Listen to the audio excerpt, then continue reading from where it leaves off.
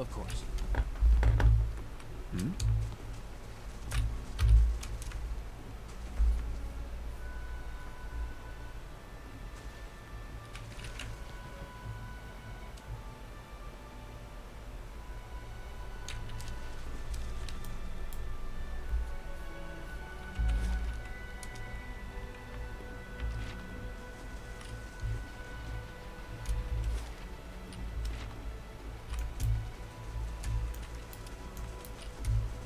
Okay, pillars. Durin, the Orlan bows to you. Ah, the adventurer who saved the village. So good of you to visit my humble wagon. I'm Durin. Duran. How's business? He gestures at the village around him. Poor, like this place. Not much coin to be made trading in furs and fish. I came to the White Marsh because I assumed there would be no competition. And I have none, because there's nothing to compete over out here. Do you like to trade? If you're not making any money out here, why do you stay? His eyes lower. I was rather vocal about my inevitable success with my friends and family. If I give up and return with little more than I left, then... His hands fall into fists. No, it won't be like that. I'm not giving up yet. Show me what you have for sale. Not giving up yet.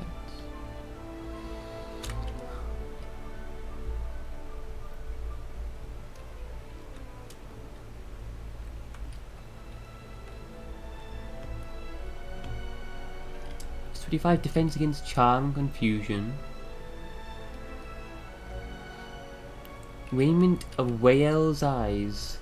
This grey cloak is covered in a multitude of stylized eyes, symbols of the god Whale, the god of foresight and knowledge. Said to have been created by the wizard Gorin, who hoped that the pious endeavour might invoke Whale's protection. Set against the many eyes of the 100 mysteries, Gorin hoped his enemies would stumble after falsehoods, while he would remain resistant to the bewildering effects of the world's mysteries. Those who have come across the cloak since have found much use in its enchantments. What became of Gorin himself is unknown, however, for nothing else remains of the man or his works.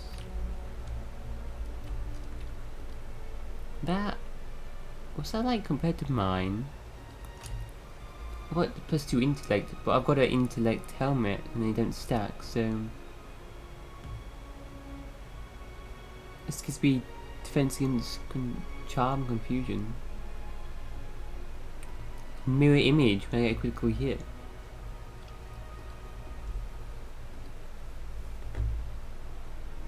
I might have that. The hell?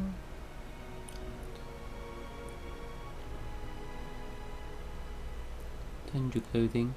Ultimate hat of alluring perfection. -2 intellect and resolve, but +2 might and constitution. Wow. This hat was designed by an apprentice wizard who sought to create the perfect magical accessory. He spent weeks binding spells and wards to the material, but when he finished, he felt that it looked rather plain. He wanted to strike an imposing figure for peers and rivals, so he spent a few more days adding embellishments, a crest of feathers behind one ear, a band of silk around the brim.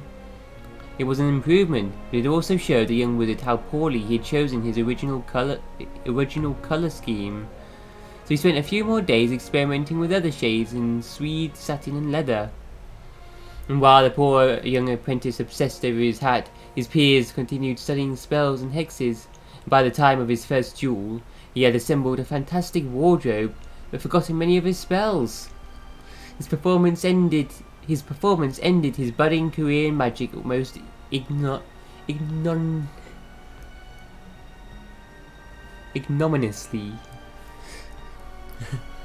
But he went on to become a successful tailor.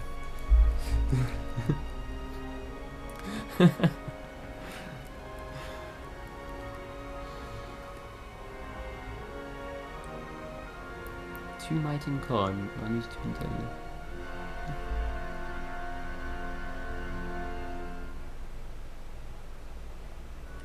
Reflects watchful cloak.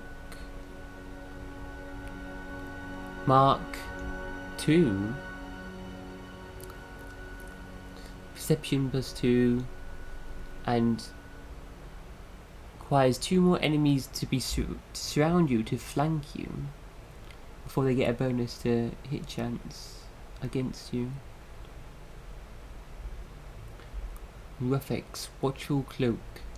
Rufek was a bruiser and a follower of Wael. He was often hired as a courier or bodyguard because of his size and strength. And yet he was a quiet man, and he developed a habit of walking with his head bowed in prayer. Because of this, would-be thieves frequently attempted to waylay him. But Rufek was blessed by the god of secrets, and with uncanny foresight he dodged and parried these sudden attacks and slew his assailants, sewing their eyes into his cloak. What? He intended it as a warning, but others saw it as a challenge. And eventually he discarded his cloak and wore a simpler, subtler garment in its place. The sight of a dark cloak with shimmering, shifting eyes became infamous among highwaymen and bandits.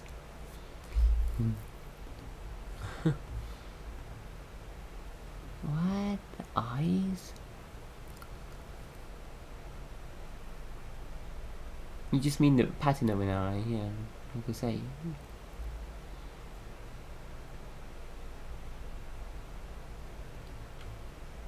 Ring of Deflection, +9, but Iona's Buckle, +5 accuracy when below half health.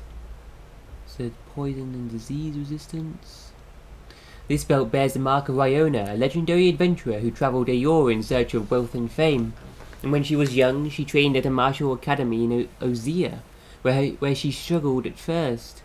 And many of her fellow students came from wealthy local families, but she was poor and foreign. But she was clever, and she practiced much. One day, her chief rival, the nephew of one of the Duke's bells, challenged her to a duel. Iona could not refuse and save face, so she accepted. And when they had assembled in the arena, he offered to give her one piece of his armor before the fight began. He meant it as an insult to her skill. But when Iona asked for his belt, he realized his mistake. He gave her his belt, and with his sheathed rapier still attached to it, effectively disarming himself. Iona won the duel by default, and kept the belt as a memento.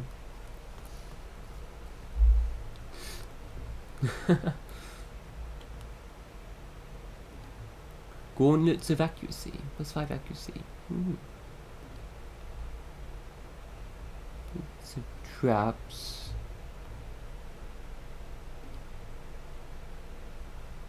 Potion of barring death's door. Prevent death for 20 seconds.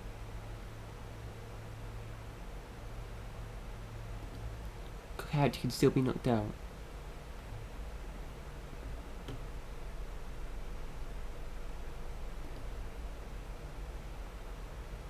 Minor arcane reflection.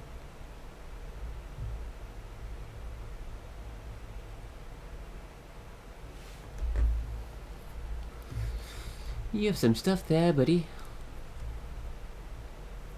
Should we get? I'm here. Not me. I'm experiencing drug withdrawal. Okay. Oh yeah. Character's max health is down now. Till I rest again or something.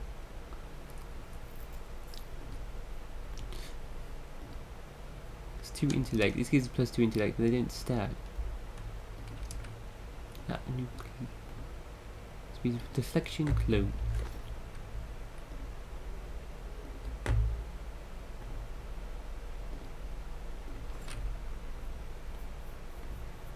This gives you -2 intellect, +2 might and constitution.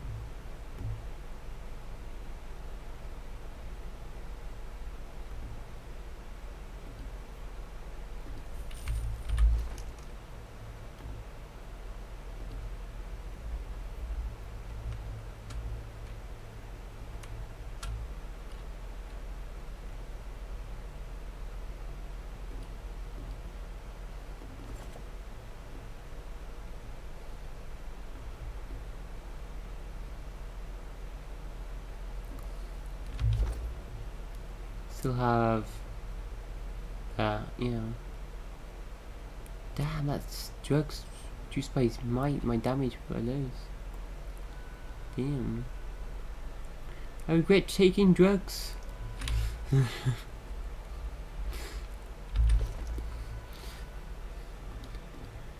Accuracy gauntlets.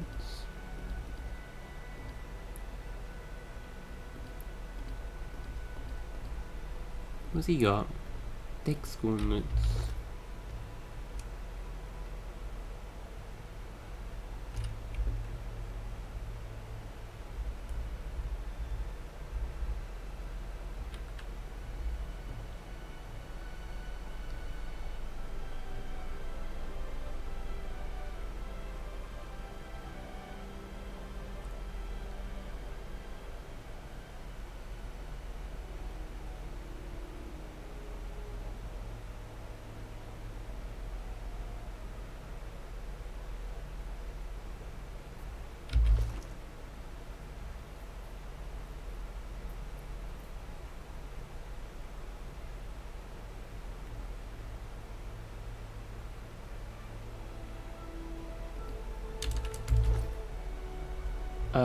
He also gives you. Oh, I've already got something gives me athletics though.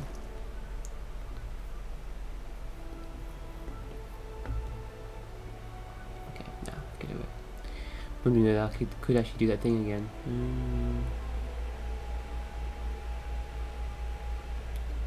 Accuracy. What's your accuracy? Can you get an accuracy bonus?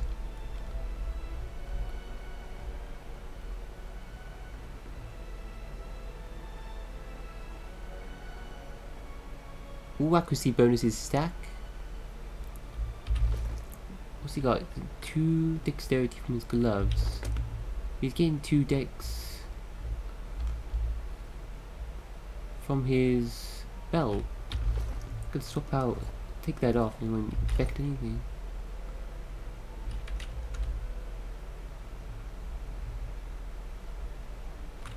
Yeah.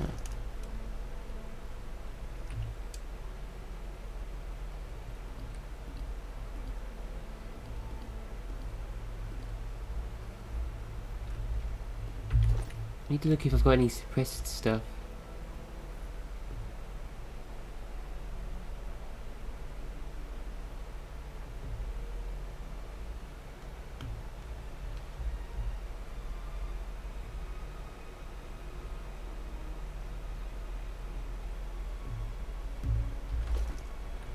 Doesn't look like it.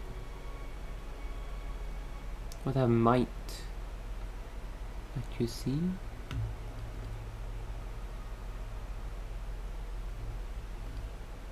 Well, he needs them anyway. I'll get them for him.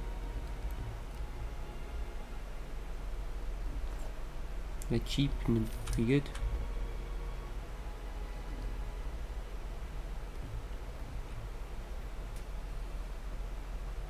My 2 might and con. What's he got? Immunity to stuck. 2 athletics.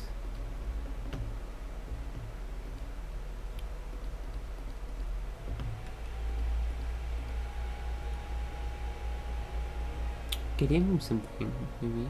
Or him. They still haven't got like a helmet.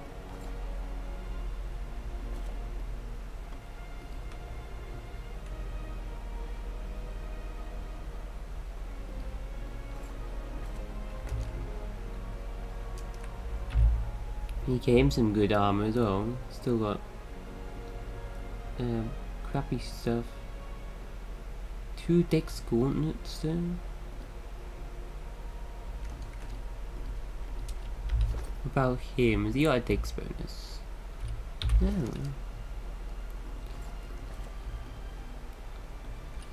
Cool, put them on him. And then save and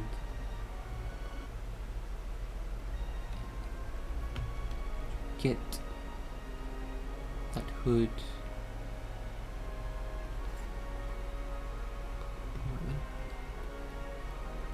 Wait, we should have a ton of stuff to sell now though.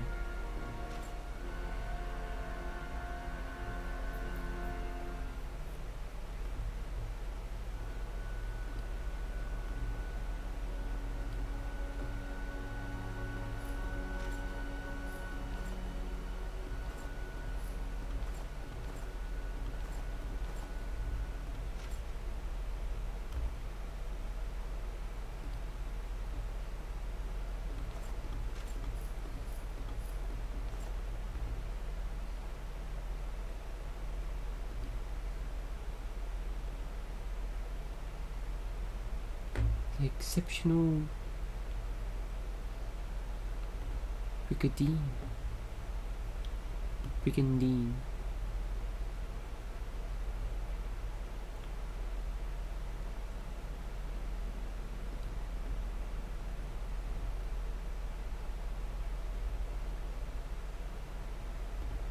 Fine plate armor.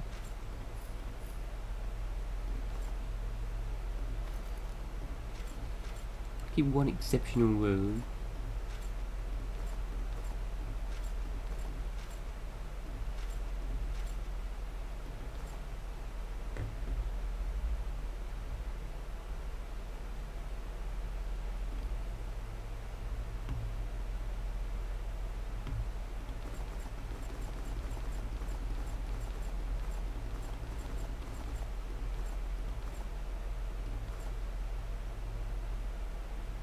Whoa, plus 9 for the reflex and will as well. You realise I had that.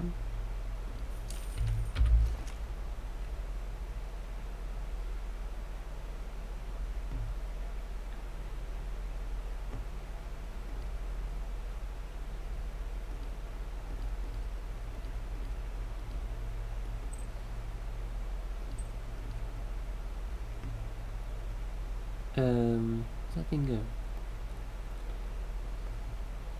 So might and con.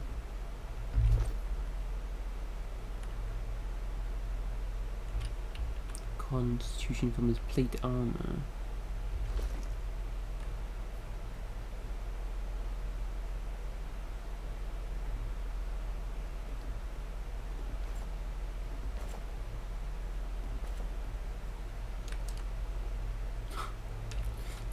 Okay. Okay.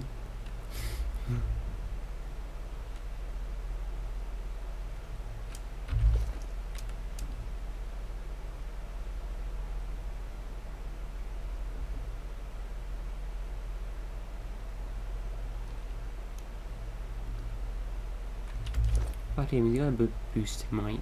Ooh. Ooh. You know what?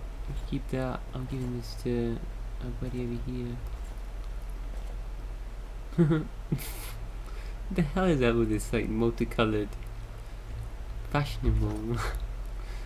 Oh my god, he does even more damage now. That ring, what a better ring. He needs some gloves. Gauntlets. You have protection plus 9. Protection plus 9 for true reflex and will.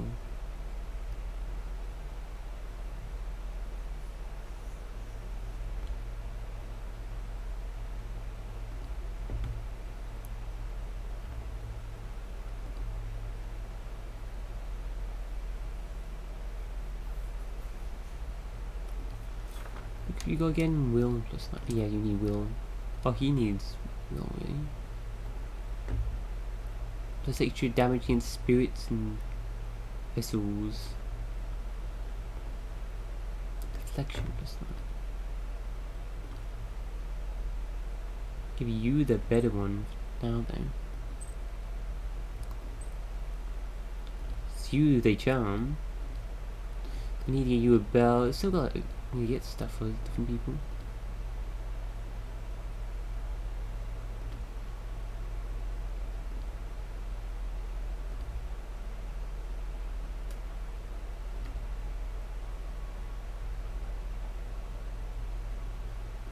Hold on to that. Yes? Yeah, new stuff. Let's check one last time. What do you got?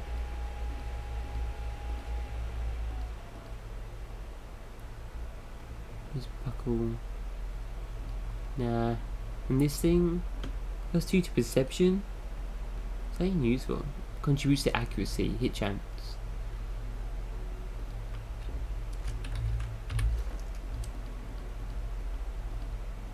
Me. Yes?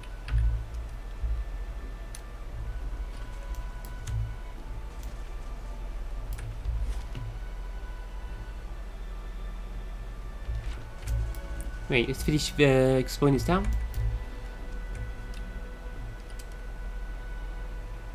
I'll find it, without your help. Without your help. Not giving up, you hear me? Charlatans. This dude. The dwarf paces with his head down and arms crossed, only stopping to hurl glances at the building behind him. His face is smeared dark with grime, and soot falls from his beard as he mumbles to himself. Work my hands into bloody stumps in this place, and for what?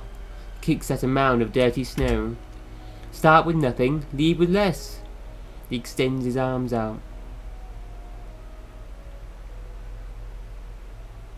Who are you yelling at? At idiots, that's who, and I'm as much to blame for believing them. The dwarf wrinkles his nose, nostrils flaring like a horse. Well, good riddance. Should never have settled here in the first place. Some things you mean to leave behind. Come to find out you packed them anyway. But I'm not leaving until I recover what's mine. They can't deny me again, not after this. Ockran gestures at the burnt-out buildings. Those sweet-tongued priests took my heirlooms.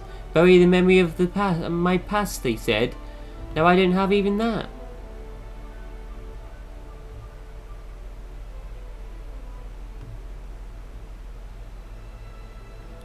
Law? I take it you gave something of yours to one of Ondra's gift-bearers. Ockran takes his gaze away from the ground and gives you a sideways glance. You're quick. Wish I had those wits when they spoke of peace and redemption in the eyes of the goddess. Those priests, Ondra's dogs, said the goddess would forgive, that some things are best left to be forgotten. He nods towards the nearby temple. Their leader, Laughter, I believed her words. Another one of them, a gift-bearer, took my medallion. He closes his stocky hand into a fist. Now they won't tell me where it is.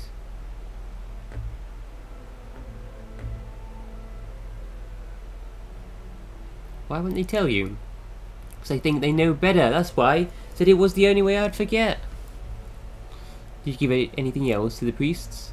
The dwarf casts a measuring look at you, quickly turns his head and away and nods. You understand its value? My armour, a set finer than I've ever seen, but worthless to an old dwarf. I'd have traded it for the medallion, but fool that I was to gave them both.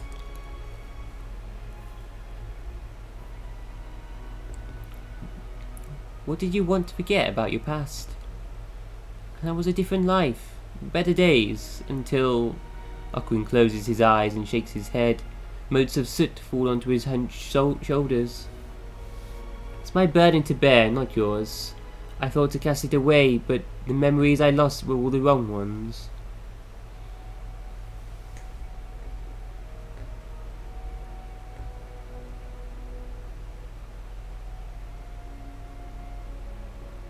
Maybe there's something I can do. Not the kind of talk that I've grown used to these last few years, I admit. The priests may pretend themselves, but folks here tend to look only after themselves. I'd be surprised if they return it willingly. They believe it's a sacred duty to cast the offerings to the goddess in some place where they'll be forgotten. Better to find where they drop them, I think.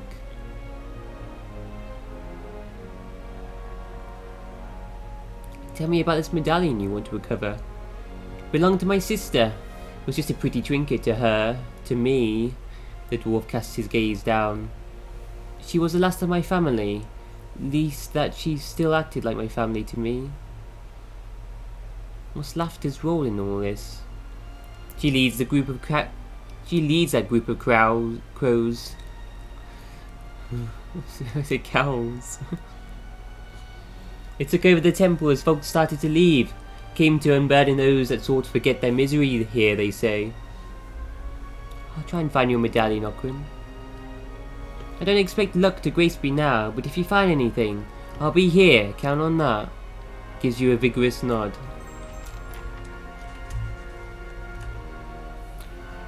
Perhaps if I adjust this like so. Oh, it's working! Yes! I can't believe it, it's really... Oh... The dwarven woman looks at you, a disappointed expression on her face. In her hands is a large rectangular box covered in strange dials and symbols. What's working? My ore locating divination tool. Well, that's what it will be. I have to calibrate it. Right now it seems to think you're a copper deposit. My Animancer contacts did suggest that a particular strong soul essence might interfere. I'm more interested in minerals in any case.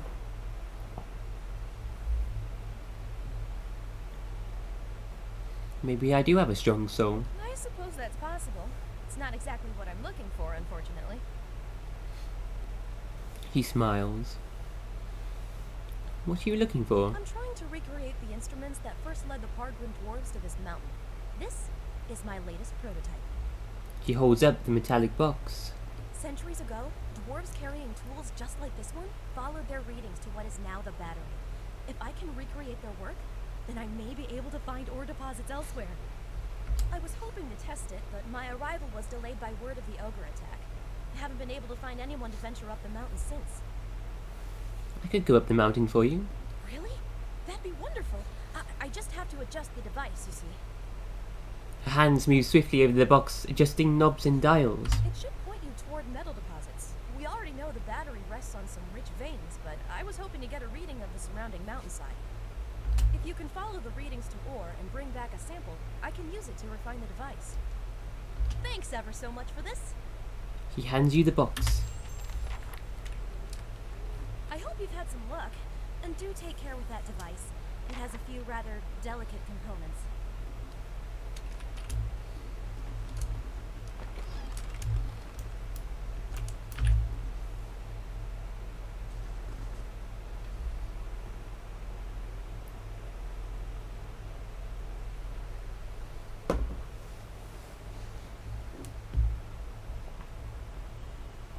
NPCs with gold plate names were designed by Abacus.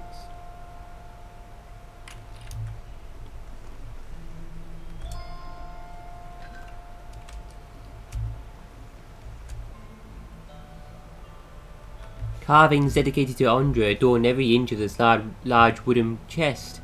Its lid appears firmly secured even with no latch or locking mechanism in sight. Inspect the chest. It just seems old, its wood cracked and bleached by the passage of time. Before you can take a closer look, an acolyte snaps around to face you. Hey, don't touch that! His voice cracks like a whip. The other acolytes look at him as if to urge some composure. He frowns.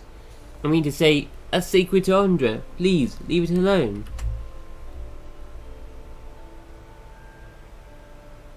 This guy's name, Quetzitl.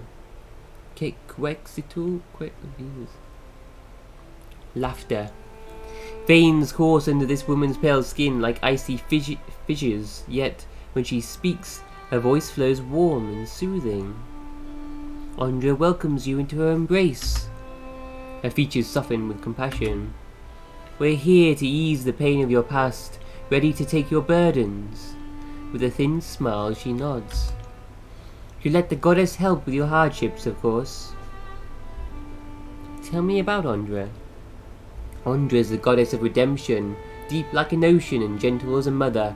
She's here to relieve her children of their darkest burdens. We came here to aid the villagers, to heal the wounds of the past that fester in their souls.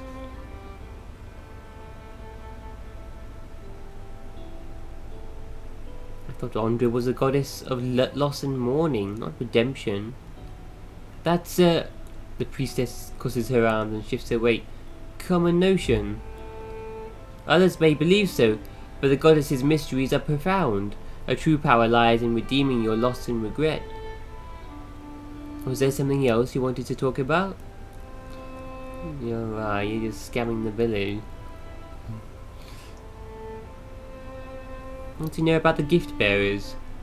The gift bearers do Andra's most valued work. They carry the material burdens of unfortunate souls into her embrace, so that the goddess may help them forget. Scam. I want to ask you about Okun's heirloom. The dwarf already asked. We gave him the counsel he needed. Slight irritation sharpens her tone. She seems to catch herself, modulating her voice back to a pleasant timbre. And, naturally, we'll do what we can for you too. Ask what you will. Okun wants his medallion back. She brings her hands together and nods. Ah, Okrun, how often we let the shadows of the past become a burden even to others. That medallion, it weighs on Okrun's mind. You're kind to help, but what he really needs is to cast away those memories.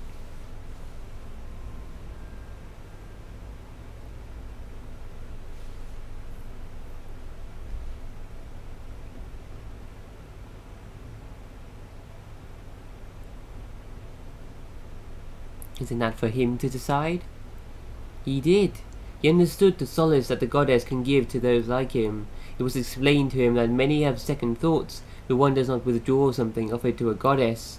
In time, the memories fade, and they come to see the wisdom of their original pledge. His belongings, his past, now rest in Ondra's realm, to be forgotten so that the wounds of the soul may heal. This is the will of the goddess. Scam.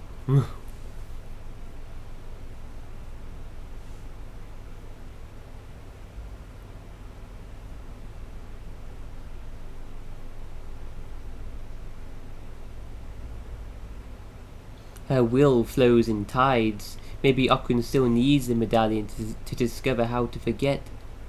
For a moment the priestess scans the floor before her, as if in search of an answer, and she nods. You are well versed in the intricacies of our faith. No use in hiding anything from someone like you. There's no need to quarrel over the mysteries of a goddess's will. I'll tell you what you wish to know. Okrun's heirloom was taken by Ixtli, chosen gift-bearer among us, to be cast away as an offering to Ondra. Only he knows where. She pauses and looks at you intently. You could ask him yourself, but he's on a trek through the mountains of Durgan's Battery. If you run into Ixtli, tell him he has urgent duties to attend there.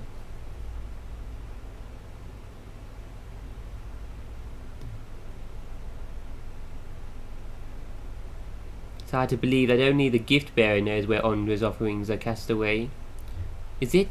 Our goddess frees us from our earthly burdens. It's best if only one of us knows where they are taken, lest we all end up suffering under their weight. Tell me about your gift-bearer. Ixtli had business near Durgan's Battery. Those mountains are dangerous. If you insist upon carrying out this request of Okrun's, then that's where I'd search for answers.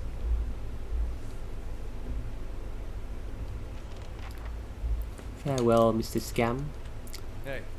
Scam face.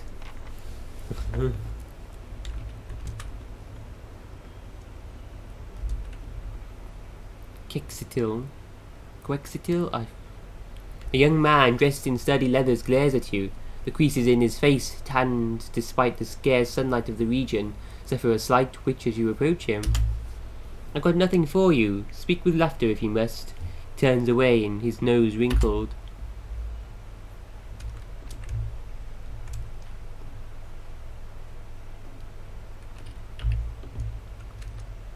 Well?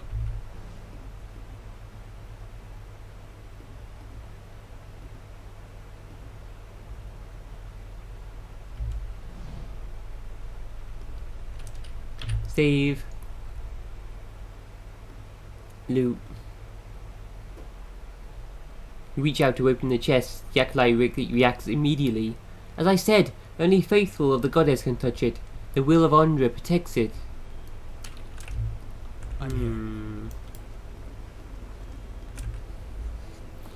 Suspicious.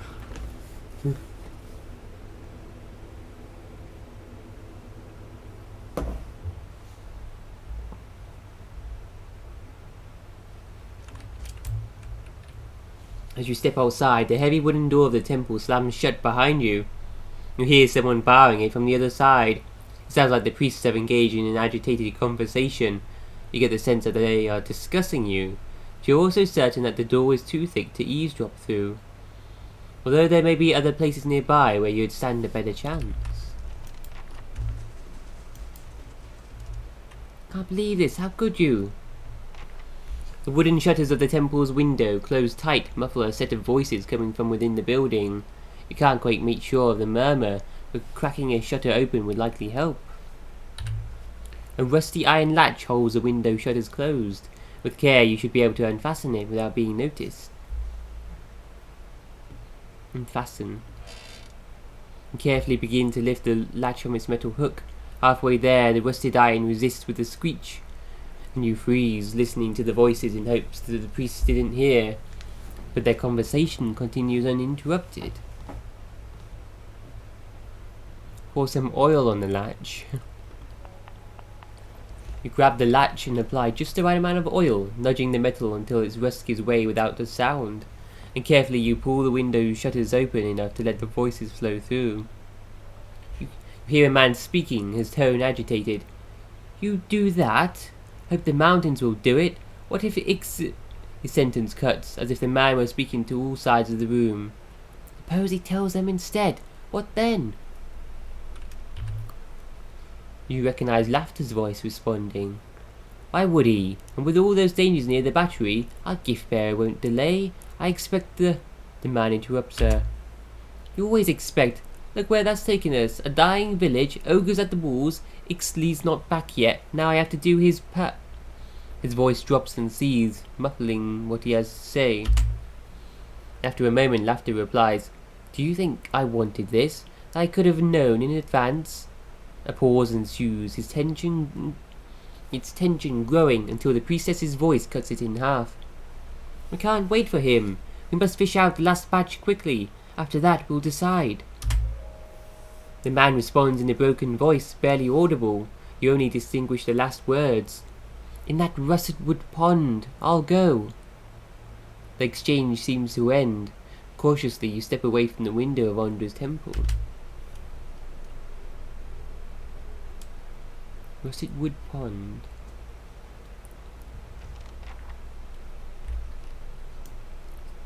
Search the waters of the russet Yes. wood.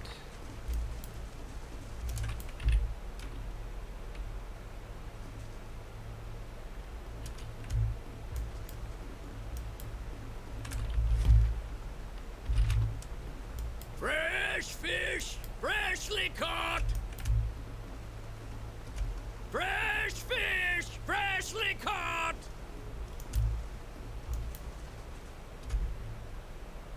Effigy's eyes! It looked at me! What the fuck? Ah! What in the divines? A dozen pairs of globular eyes stare up piteously from the discarded heads of the day's catch, awash in a pungent sea of fins and innards. Sift through the fish scraps. Your hands run up against something round and fleshy, the size of a melon, smooth and scaleless, and parts seem to be covered in hair. A discarded head, perhaps, but not that of a fish. Pull out the head. One hand on either side of the head, begin to lift it out of the barrel, only to have it leap from your grasp as the head's owner springs over the lip of the barrel in an eruption of fish chunks that rain down over the market stall. Man jumps out. Zahua, the man who leapt from the barrel, stands facing you, nearly naked save for a loincloth and drizzled in fish viscera. He's covered head to toe in scars, tears and punctures, and the thorny imprints of lashings. Most are faded like old memories. Despite that, the condition of the man's body is remarkable. The drooping skin at his flanks and elbows is the only evidence of his advanced age. His face is placid. The rest of him appears prepared for anything. I think you get 2 new companions. Is this the monk companion? You must forgive Zawa. I was not expecting you. He looks you in the eye at first, but his gaze drifts now and then, settling on strange parts of your face as though distracted by new discoveries. If he is at all flustered, he gives no indication. What were you doing in that barrel?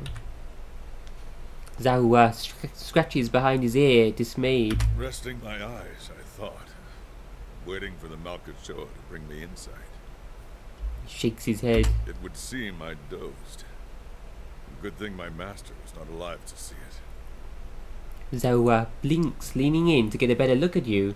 His enlarged pupils seem to crowd out his pale irises. Are you real? Yes. Of course. I meant no offense. But I find it is best to ask when Malkachoa is involved. Malkachoa. A small white mushroom. I have heard it called snowcap in these lands. It can reveal the true nature of many things. Right. You have a master, you said? The man traces your inadvertent glance at his scars. He smiles politely. A teacher, not an owner. Zawa is a free man. Well, as free as any of us. Still don't understand why you're in that barrel. I was freeing myself from vanity. Either. Did he say sanity or vanity? Consider, how can one be vain who is bathed in the smell of dead fish? There's a proud glint in his eyes.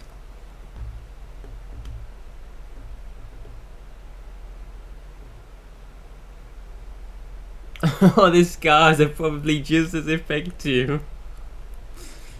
Oh my god. I don't know.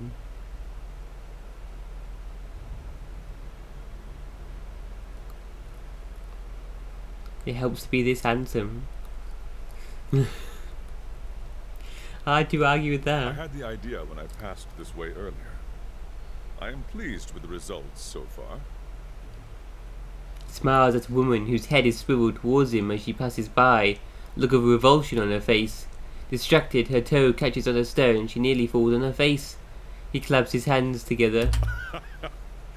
Yes, quite pleased. Those scars are from a battle.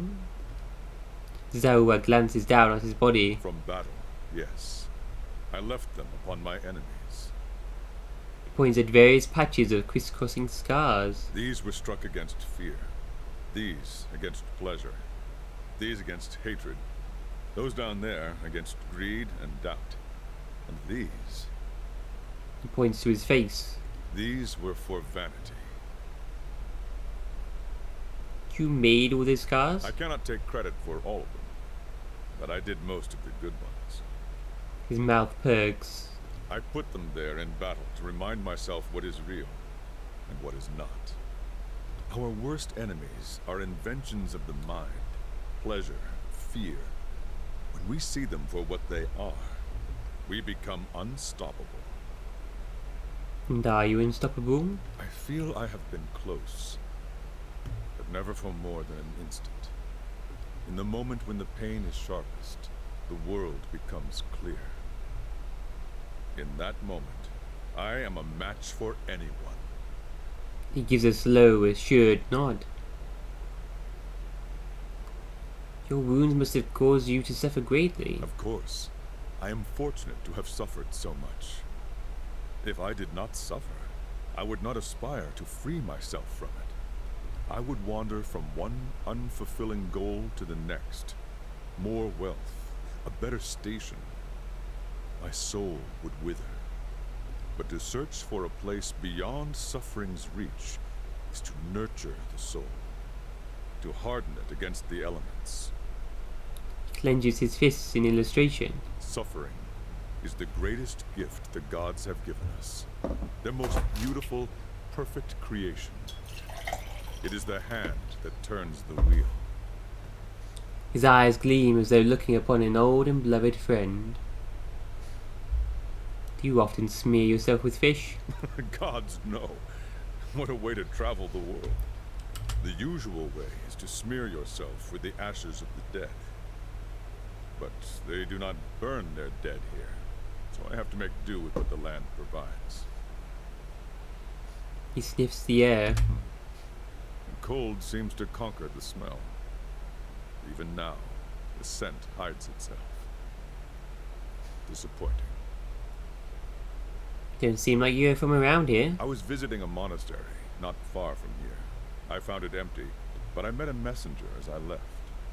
He carried a call for aid. Seeing that he would find no monks at the monastery, I chose to go in their place. Zawa is no longer young, but in combat he is still the greatest of the Takan people. It seemed only right that he should go. Takan. They hired you. Starwood hired me as well. I would not say I am hired. I seek no wage, and I promise no result. I have chosen a path, and my spoils come from walking it. An uneasy frown settles on his face, almost a wince. And this fortress, this Durgan's battery, its people are gone. Zawa would know why. If you seek the White Forge as well, I could use the help of an experienced warrior. Zawa's face tilts upward, his eyes fixing on the sky. He remains motionless, entranced. At length he blinks as if awakening and looks back at you. He shrugs cheerily. If one wishes to swim, it is no time to argue with the current. We are here together in this moment because a perfect force has willed it. Who is Zawa to argue? Looks you squarely in the eyes, and for once they do not drift. I will walk with you so long as the gods wish it so. Let's be on our way. Level 10, they're level 5 now, I'm getting behind. Yeah, I need me. I need Ada the tank.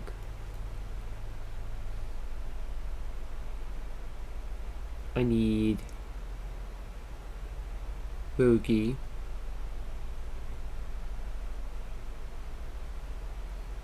Yule is helpful.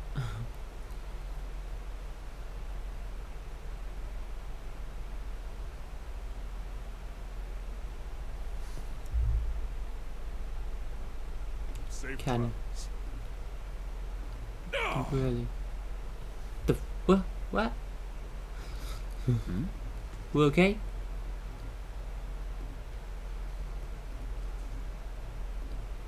Yes. Old man Zawa shredded. is ready. Yum, dude. How do you get fit, man? Saying that, I never will. My entire life.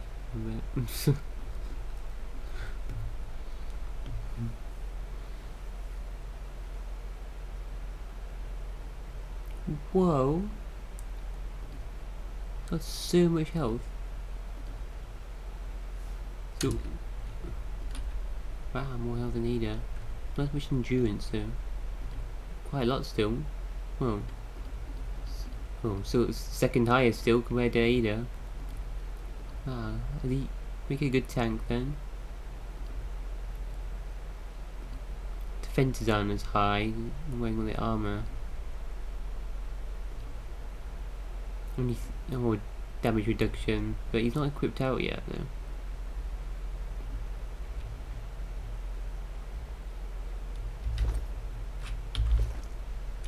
Monk outfit.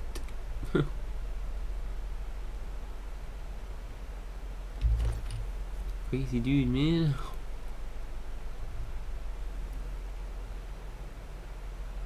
It's a level 10 monk.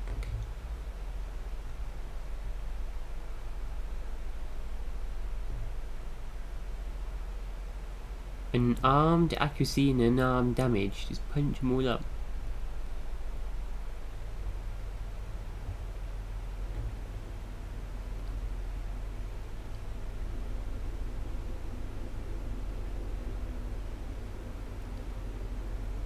Duality of mortal presence.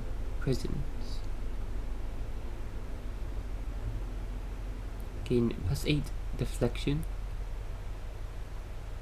+8.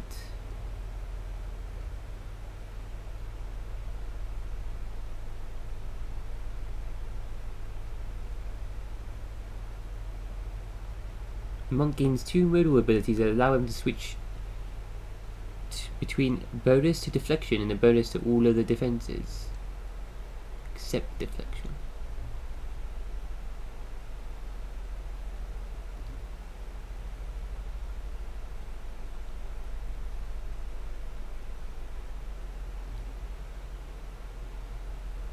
Fighting spirit. And his health's below 50%. It's increased damage and hit chance.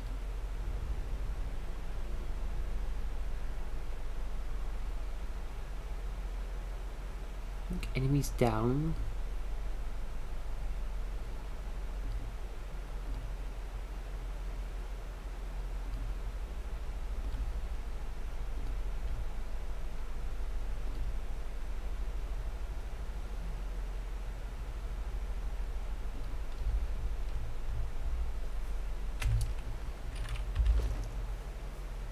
There's no penalty for wearing armor then.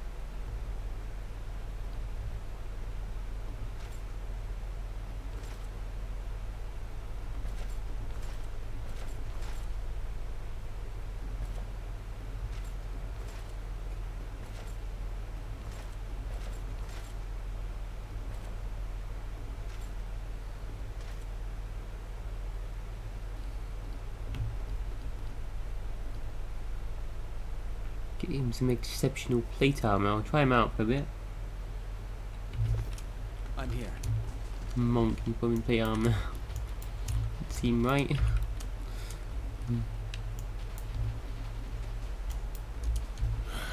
Feels like it's hardly worth putting the huts back up. Better than standing out here shivering.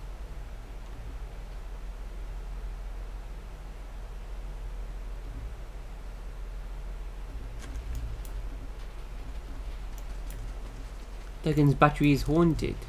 They say the dwarves of Duggan's battery killed each other. A nice change from the usual madcaps and mercenaries. Winning guild does their best, but there's not much work outside of the fishery. Those ogres will be back. They were just testing our strength. My neighbours left for New Yama last season, thinking about doing the same. Not much to hunt nowadays, and look what happened to Thiesk.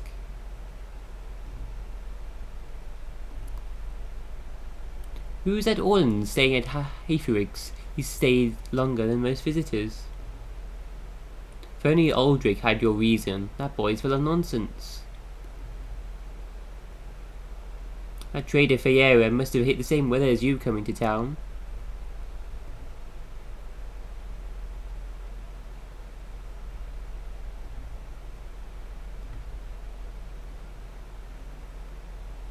Did I say anything else?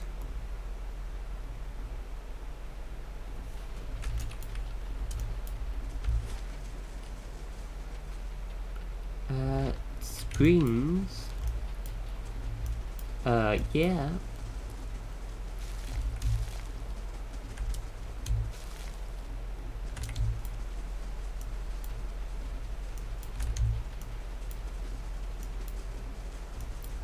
An outhouse.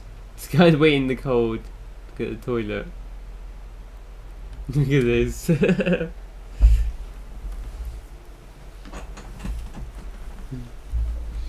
Hey. Well?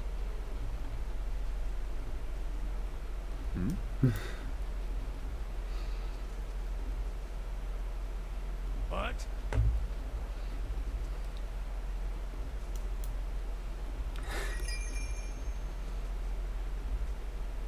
Zawa is ready.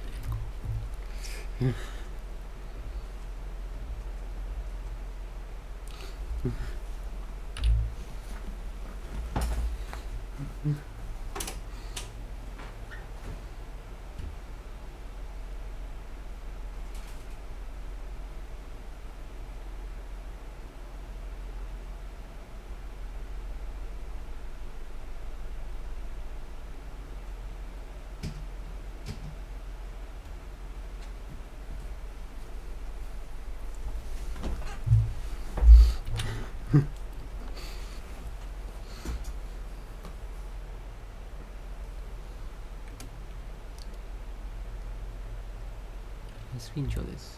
Bring it with the HUD. Bring it with the HUD.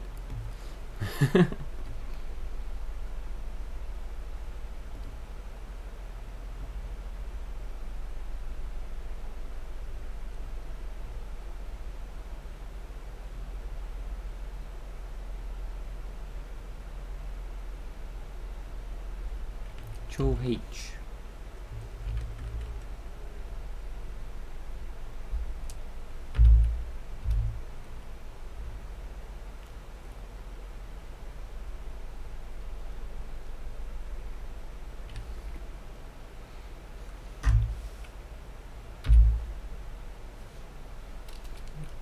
Screenshot again.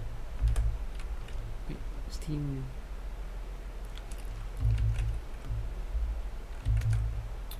There's 12 of Steam in it, I forget. I need to take more screenshots. Hmm?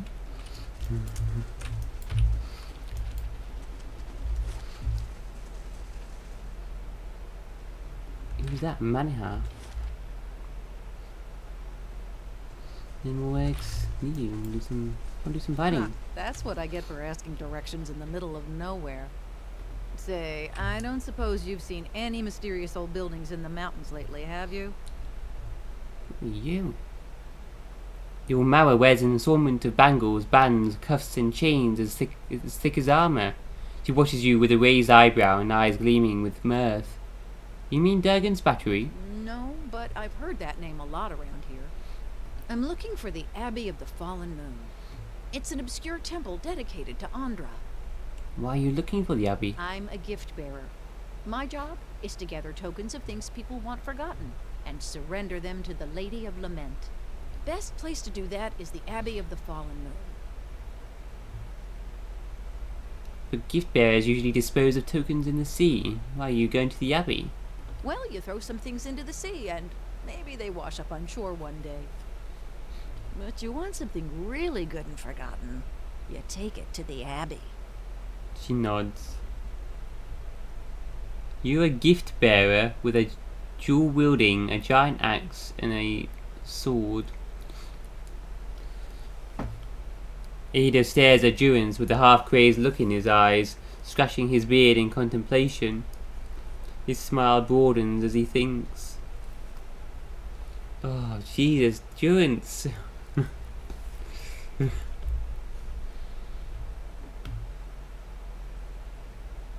What kinds of tokens do you take? Anything that represents a moment or a memory someone wishes to leave behind. Well, love notes, awkward family heirlooms, bad poetry, the kinds of things you want to forget. So what are you taking to the Abbey now? The Abbey's all about forgetting. Wouldn't be much forgetting if I told you about it, would there? She gives you a sly grin. I see. I might be here a while. Half the villagers have never heard of the Abbey, and the ones that have, no one knows where it is. So I'm trying to think of this as an extended holiday, in a remote mining village that smells like fish. I've got business in the region. We could travel together. You won't regret it. I've got a lovely singing voice. Gift bearer. Mana has a companion. I like the grieving mother. Durance helps heal us up a bit. I really want her in our party though. I'm gonna ditch Durance. You walk your path, I'll walk mine. She's a barbarian. Yes? Lead the way.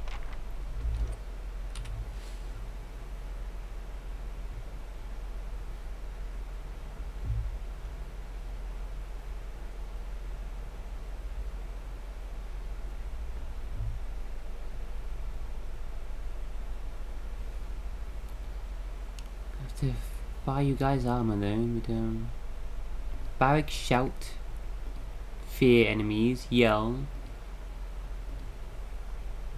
carnage, passive. The barbarian's attacks become so forceful as to impact others around the target enemy. For every successful melee attack, the barbarian makes reduced damage attacks against all other nearby enemies. The target, what? Like cleaving strike sort of thing.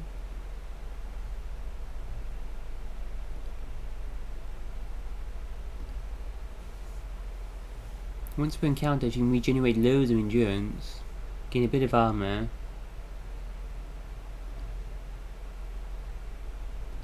and she has second wind as well. Thick skin, plus 3 DR, plus 20 defense against being knocked over.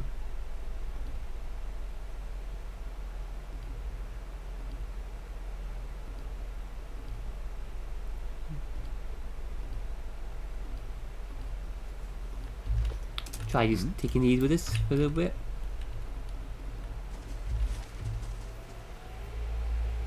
All the quests around here. We never speak to Reningfield though. Last place. I want to do some fighting. Been looking everywhere for you. Tialdor? The man is sweating despite the cold. He opens his mouth to speak, but all that comes out is a loud, hacking cough. He bends forward, bracing his hands on his thighs while he heaves and gasps. And after a lengthy duration, he raises a finger, still panting. All Hifurig's fault. Damn fool sent me to the other side of the town, looking for you. At last he stands again. He wipes his dripping brow with the back of his hand, then offers that hand to you in a greeting.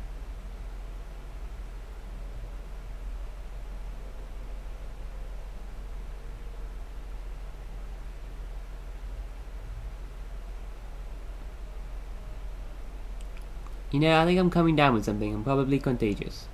He withdraws his hand and coughs again, his cheeks brightening once more. Pleasure to meet you. I'm the, captain of the militia around here. Nice to meet you. I wanted to catch you before you went off running off into the wilds. See, there's a few dangerous folk you might be on the lookout for. Plus, if you're heading out to the Long Watch Falls, I thought you might could pick up a thermal pearl for me. He looks away and twists the toe of his boot into the snow. You want me to find a thermal pearl for you? That's the thing. I already found it. I just need someone else to go out and get it. Saw it in the hot springs up near Longwatch Falls. Would have grabbed it myself, but that's when I looked around and saw the Lagerfeth. Must have been 50 of them. He spreads his arms wide. I would have fought, but I started to wonder what the rest of the stalwart would do without me. So I ran, for the sake of the village, of course. Didn't see you during the battle. What's a thermal pearl, anyway? They form in hot springs, something to do with all the minerals in the water.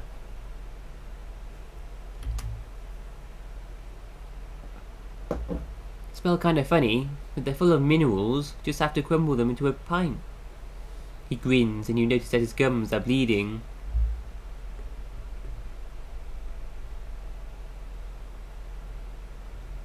What are you talking about? Just trying to keep my teeth as long as I can. This game and fish diet ain't easy on anyone. Like I said, the pearls in one of those thermal pools near Longwatch Falls shouldn't be hard to spot. Tell me more about Longwatch Falls. It's east of Stalwart. Got some nice views of the valley, but most folk avoid it these days. Plenty of wilder nearby. It only takes a few inches of snow to block the pass. If you're heading out that way, I'd suggest talking to Thirsk. He might have something to help you deal with the Lagerfeth. That's what I need to know. Stop by Thirsk's place before you leave town. His house is next to the mines. He's a veteran hunter who knows the wilds better than anyone. You said something about dangerous folk in the wilderness? Oh, we get our share of crazies out here. Most of them aren't even from the village. He laughs at his own joke. Latest groups I'd heard of were the Gleaming Society and the Sisterhood of the Slate Skull. Reningfield set aside some bounty money to see that these troublemakers were taken care of. You bring me the heads of their leaders and I'll give you the payment.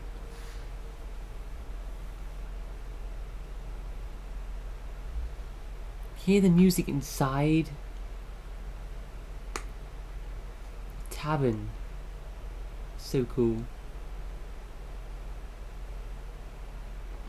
All muffled from the outside. That is cool. Tell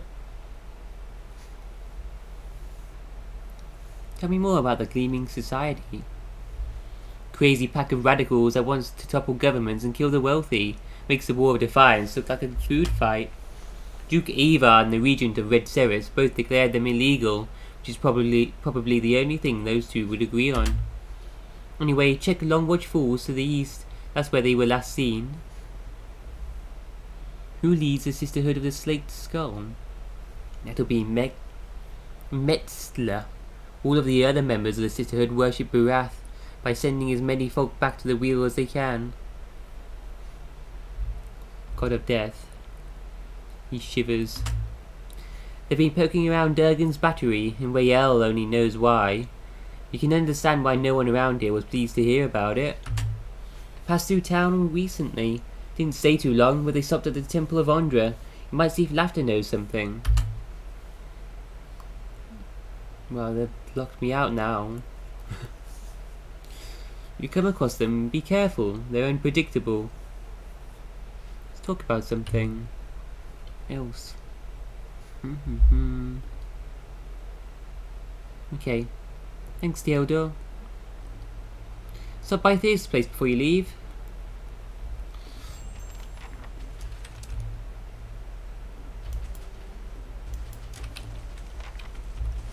Do that now before I forget. Kill Olmar and take his head.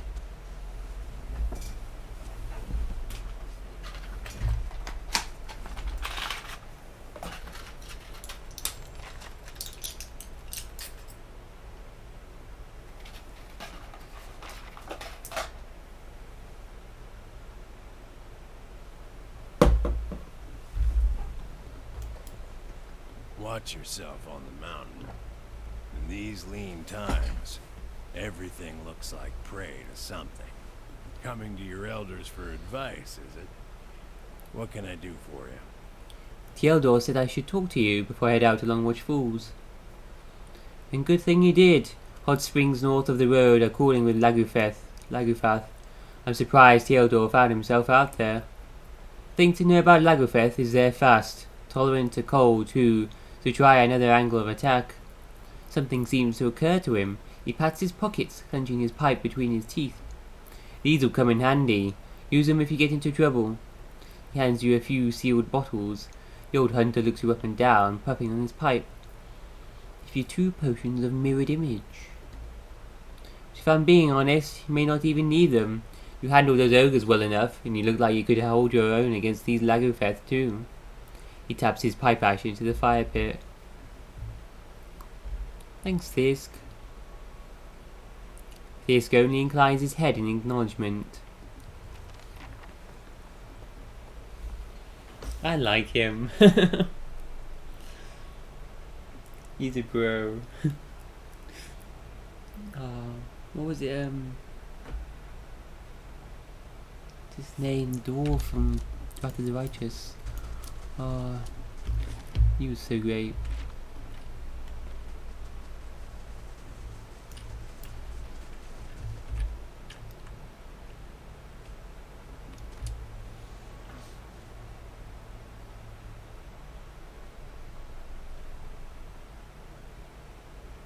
Destroyed the stockade, Mother. It's... Enough. They're gone. She holds up a hand which is missing the final joint of the ring finger. But it's her voice, sharp and steely, that silences the young man, Aldrich. And as he glowers at his toes, she turns to you with dark circles under her eyes, and a smile pulled taut across her thin lips. Renengild. The deliverer of Cadnua. Thank you for making the journey. Abidan knows it's a long one. Well, I'm sure you wagered on a more civilized welcome. Still, we're much obliged for your capable intervention. Aldrich pulls a knife from his belt and an apple from his pocket and sets to work.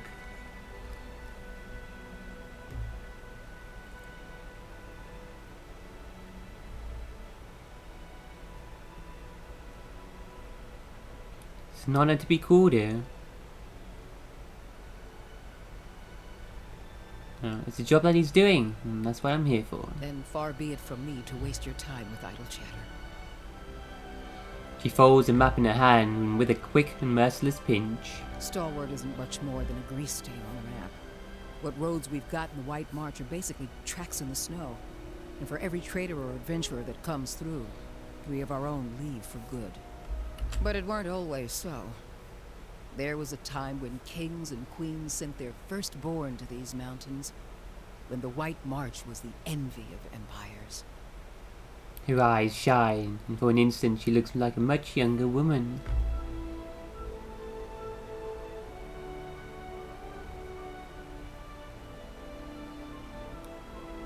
What an era that must have been for the White March. The Pargrin dwarves transformed the White March once. we could bring some of that greatness back to Stalwart. But we need the White Forge. She raises the map and taps a spot in the middle of a white and grey expanse. I know of it. Then you'll know that no one's felt as much as a summery breeze from the White Forge for over 200 years. Keats Mountain. Is it? She smooths the creased map. I'm hoping you can do something about that. She ignores the young man, who shakes his head at the crackling logs. How so? We've been trying to breach Durgan's battery for over a year now. Problem is, the other expeditions can't so much as dent the front door. She rubs at her fatigued, shadowed eyes. Why the sudden interest in the White Forge? We're an old mining town. Or we were until the Adirans pulled out and left us with a half-dug mine shaft and something resembling an inn. She thumps the sturdy wooden wall with her fist. Since then, it's been a steady decline. You've seen the roads. Isn't much we can produce that the Valians can't ship cheaper. But the White Forge... well, if we could fire it up again and start producing Durgan steel, or something close to it, wouldn't matter if we're in the White March or the Living Lands. Business would come. She folds her arms and gives you a stiff nod. The young man says nothing, but he tosses a sliver of the apple peel into the fireplace. Tell me more about these other expeditions. A dozen different groups have come through at our request, and several more besides. Been hoping that one of them could clear the way through Durgan's battery. But young or old, green or seasoned, it don't seem to matter.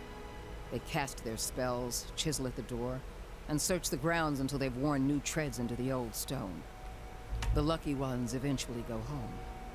Plenty more find themselves on the wrong side of a blizzard, or an ogre raiding party. That's why you need my help. That's the long and short of it. We're laborers and fisherfolk, not adventurers. But Durgan Steel could put Stalwart on the map again. Open up the mines, bring in new business. We just need the White Forge. She thumps the desk with her fist. Why is Durgan steel so special? Because you can shave stone with it, cleave cast iron in two, and the stuff's as rare as it is remarkable. In her enthusiasm, Renengiel shifts on the balls of her feet. She props one bent arm on the other, pointing distractedly toward the eaves of the house. Ida, if you had a suit of armor made out of that, bet people get tired of trying to stab you after a while and just give up. If we could make something even half as good, we'd have a market at our doorstep and work enough for all of Stalwart. For a split second, her gaze flickers to Aldrich. What happened to Durgan's battery? It don't bear dwelling on. There's too many superstitions about that place as it is. She waves her mangled hand in a broad crescent, averting a gaze. Killed each other off, or so the old books say. He glares at Renengiel through hooded eyes. Plenty of tales to go around, but none of them open the battery. And the last thing people need is another reason to fear the place. Whatever it was, the other Pargren dwarven settlements in the White March, Bone Picker, the Hawk, and the rest, emptied out not long after, moved to gentler, greener lands. Had the right idea, if you ask me.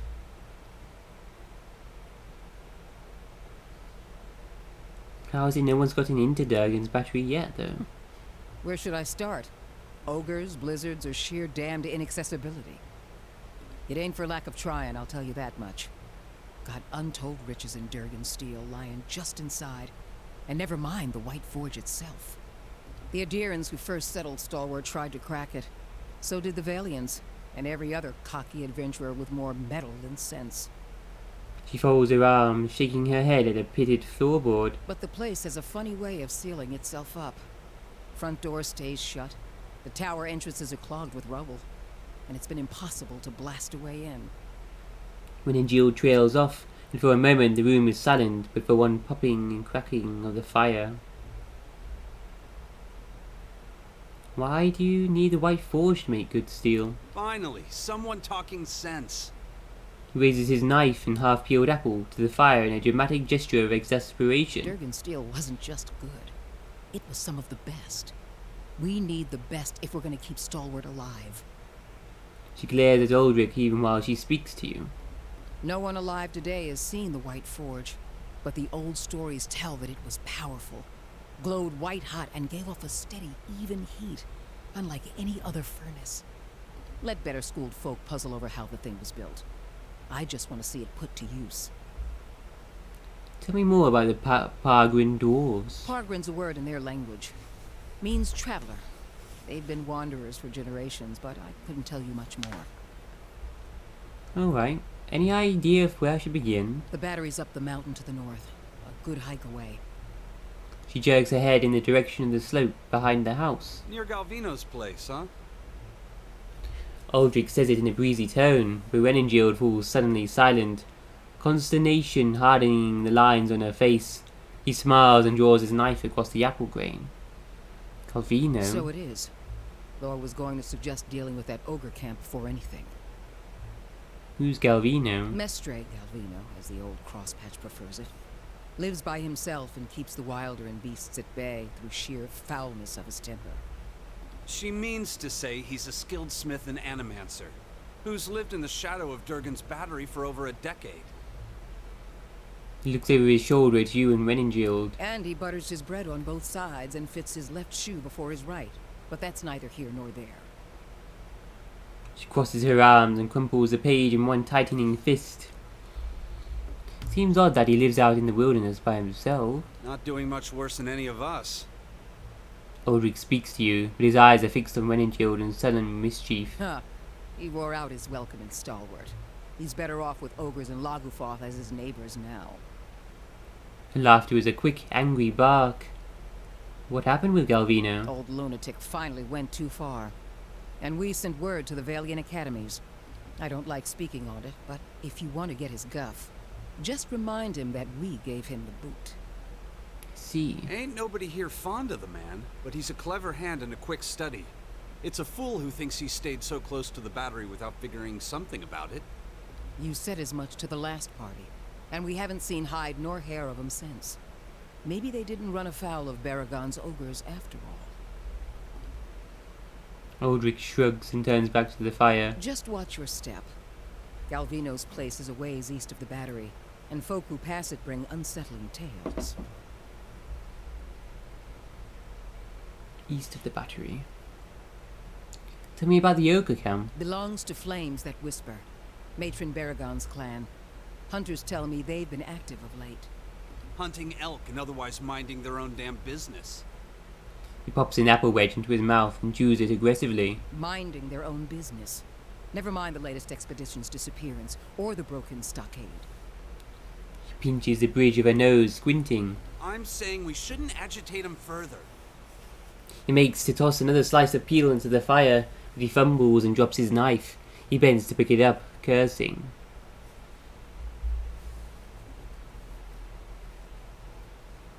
What does this matron have to do with anything, though? The brawl outside was just the latest patch of trouble. The ogre clans are getting bolder, and we'll all sleep easier knowing they aren't circling our walls. Also, Baragons like to have whatever the last expedition found. Rumor has it they disappeared near her turf. She crosses her arms and looks over to Aldrich. Killing a matron will only make our problems worse. The way to approach Baragon is with your hands held high. If anyone could parley with an ogre, I suppose it'd be you. But they aren't known for their patience with prattle.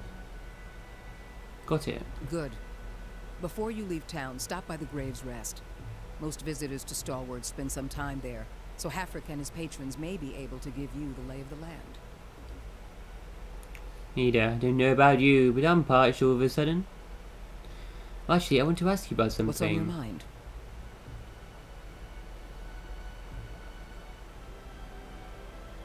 Could you tell me about Feyera's expedition? Who? Sorry, I don't recall the name. Her brow furrows. Last expedition I Wow. met disappeared weeks ago. Didn't give any names, but they definitely haven't come back this way. Don't mean this Feyara weren't part of an expedition, though.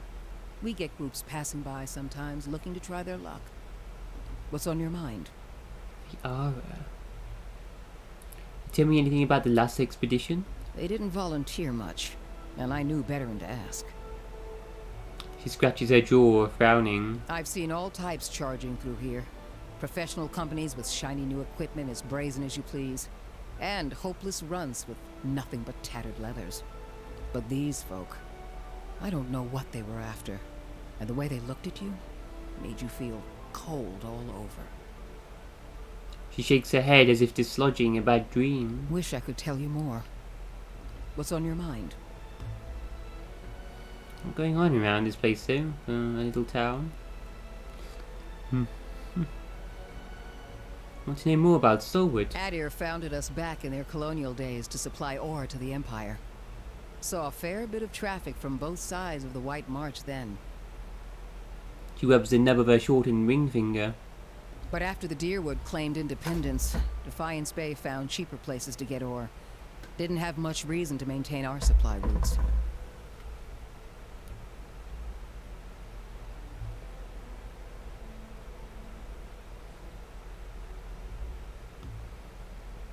Isn't Stalwart part of the Deerwood? Officially. Though with the state the roads are in, you wouldn't guess it. What do you do here exactly then? I'm the mayor. Or so I'm reminded every time there's a game shortage, ogre attack, or a neighborly dispute. I'm a builder by trade, though. Traveled all over Air Glonfoth and the Deerwood in my younger days, but ended up back here anyway. She gives you a vague smile that's gone as quickly as it appears. Tell me some of the more important places around town. Here in the center? Let's see. The Graves Rest is next door. Hafric can set you up with a room and a hot meal there. The fishery's just on the edge of the lake, and the Temple of Andra is next to it. No one keeps a secret like Lavda. Or so I'm told. A few folk live in this part of town, too. Seemed a lot safer before the ogres broke through the western gate. Thiersch lives next to the old mine shaft, and Tana, the old mine overseer, is next door to me. Tana. Old mine overseer. I've spoken to her yet? What's on your mind? The Pargrin dwarves guarded it like a mother bear. It's a wonder we know as much as we do. What's on your mind? Farewell, Reningil. Yes? Something else you need? Do you know anything about Durgan's battery? It's a fool's hope. A fantasy that's kept these parts inhabited longer than they should be. They say the Pargrunan dwarves developed Durgan's steel, became powerful, rich. And then one day, they locked their doors and died. Nothing like a mystery to stir folk up. Most of Stalwart is convinced that some Pargrin secret will save us all. But that don't stop them from whispering a prayer when they pass the old fortress. Earlier you said I should make peace with Matron Berrigan. About the only thing folk here haven't tried. Killing one more matron won't change things for long. Besides, her clan's flames that whisper. The one that attacked us was Wolf with many mouths. I'd know him anywhere. They're cut from the same cloth, Aldrich. Only a matter of time before Baragon marches through that gap in our walls. You seem to disagree with Reningil on quite a few matters. Mother's convinced that a magic forge will turn this frozen crack into a hub of civilization. She can't accept this place is dying. Me, I'd just as soon move on. I'm a carpenter, Mother's a builder, so it felt like a good fit at the time. Not that we've got a lot of new folk to build houses and furnishings for. These days, I spend most of my time fixing up the stockade. Farewell, Aldrich.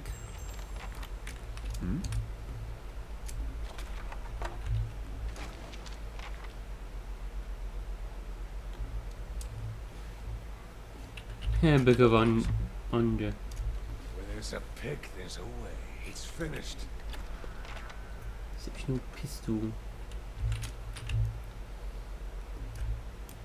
Judging from the large hole behind the gills, it can be safely assumed this trophy fish was shot with a pistol and not caught by a hook or a net.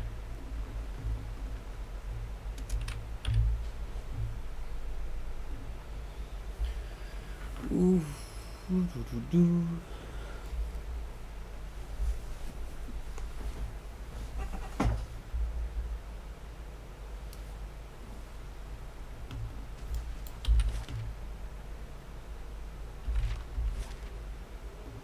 he in his house yet? I don't think we've spoken to her yet. The old mine overseer. God, some more people to talk to. Damn.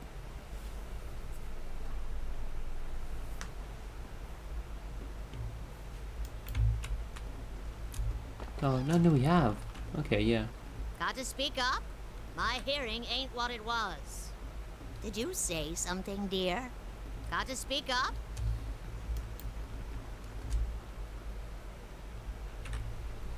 The old mine overseer.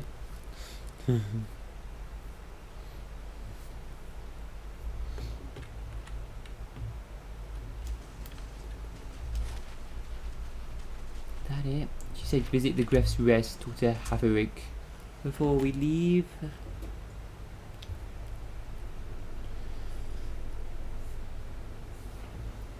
Gref, the king, or leader, the King's Rest, King's Inn. Back to warm your hands, eh? What can I do for you? A room. Top quality bear pelts on every bed. You won't be disappointed. I need a rest.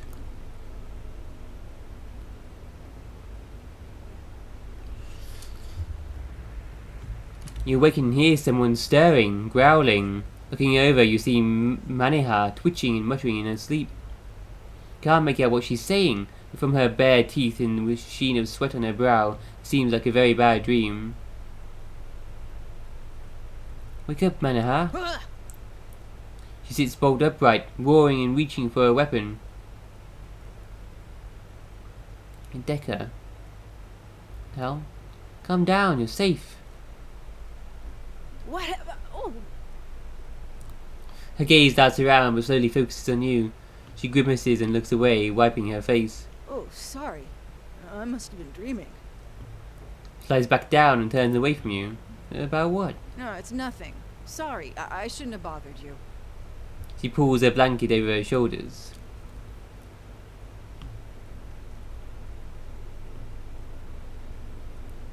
Not bothering me, but something's clearly bothering you. I'd like to help. She's quiet for a long time.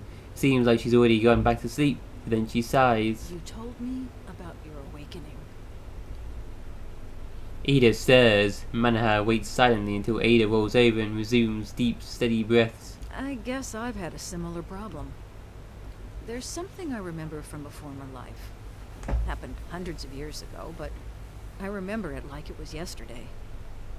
How did you remember it? Happened while I was fighting in Old Valia 20 years ago. My unit was camped out in the palace we'd just taken. The others were roasting the last of the Marchesos pigs in the feast hall. So, I went to the wine cellars to fetch a few bottles. She works her fingers into a knot. I don't know how long she'd been hiding there, but there was this old woman. Must have been one of the servants. She had this wild look in her eyes. I approached her and tried to tell her not to be afraid, that she was safe. She screamed and grabbed my arm.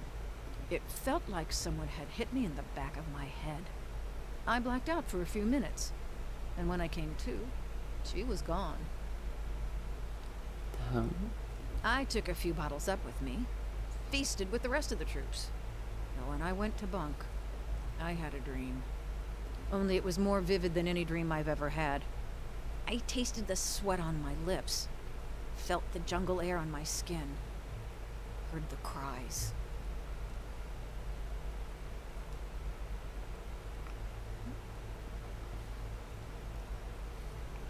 What about the old woman? I asked the other troops.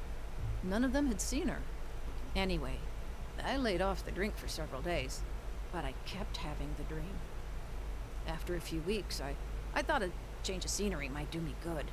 Since then, I've been a pirate in the Deadfire, a pilgrim in the White That Wings, an adventurer in the Living Lands, and a gift bearer in Ashamato. Shamatil. What next then? I told you I was looking for the Abbey of the Fallen Moon so I could leave something behind. There's a pool there, the Salt Well. It's where gift bearers leave the heaviest burdens. It's said that a person can enter it and leave their own memories behind. There's a distant, hungry look in her eyes.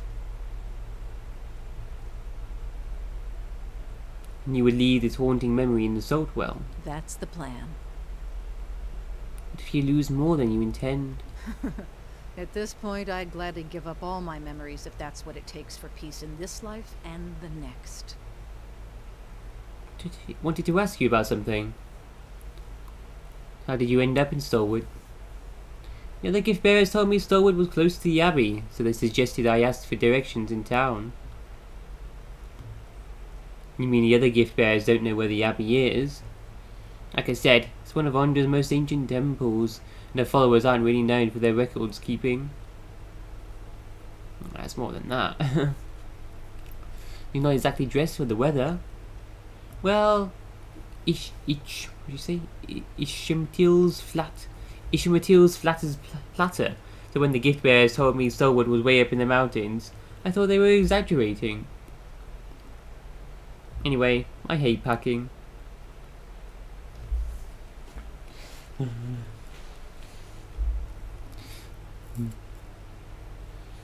Me too. Always happy to chat. Tell me why you really became a gift bearer. I heard about the order from some missionaries while I was in the Living Lands. I'd heard Ondra's doctrine before, the way they talked about the peace of forgetting, washing the old away with the tide. Sounded good. And gift bearers' work, talking to the road, helping people lose their own burdens, that sounded good too. Kept hoping I'd find a way for me to lose my burden along the way. Tell me about yourself. Where to begin? I spent almost 10 years as a mercenary in Old Valia, plenty of work there. She tilts her head up and starts counting items off on her fingers. And after that, I fought with pirates in the Deadfire, or for them, depending on who was paying. Did a short stint in the White That Wends, then roamed around the Living Lands, and finally joined the gift bearers in Ishmatil. And here I am. She grins. Well, actually, I was asking about where you came from before your adventures. Not much to tell. She waves a hand and looks away quickly. Grew up in Rawatai, left when I was still pretty young, and haven't been back since. Why not? Oh, you know, spent almost 20 years there. Change of scenery is good, right? She gives you a breezy smile, but it looks forced. See. Better to look forward than back, that's what I always say. Why so much travel? Guess staying in one place never much suited me. Gave up soldiering, piracy and adventuring to join Ondra's gift bearers. She laughs. Still plenty of adventures, just different circumstances. I have questions about some of the lands you visited. I'm always up for war stories. What was Old Valia like? Grand. Skirmish every day and a feast at another Comte or Marqueso. At another Comte or Marqueso's keep every night. Leaders? Those were good, carefree days. Tell me about the Deadfire Archipelago. Dangerous. You got pirates and sea monsters, and don't even get me started on the merchants.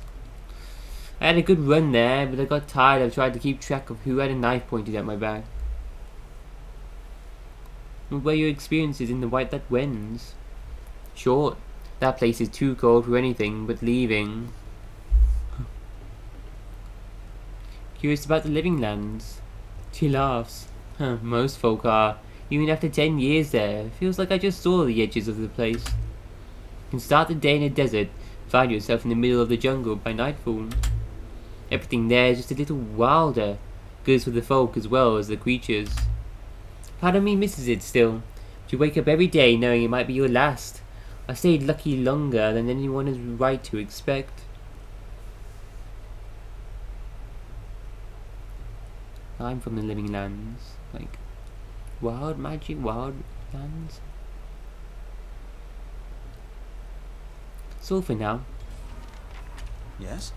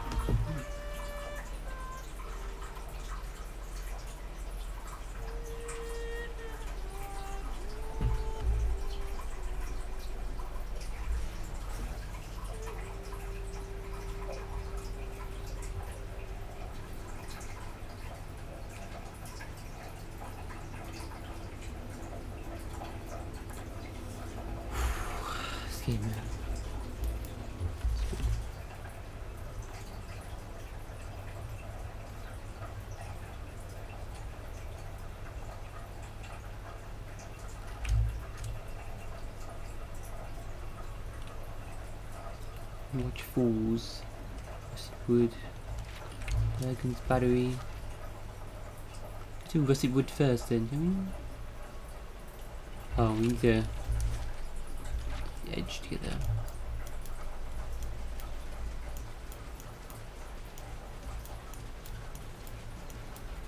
Let's head out.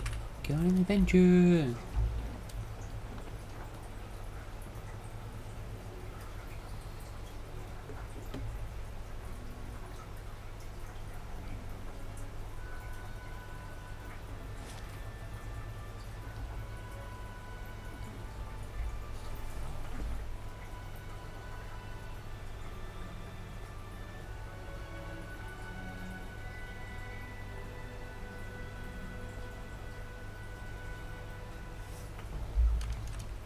Scenic marches and campfire feasts.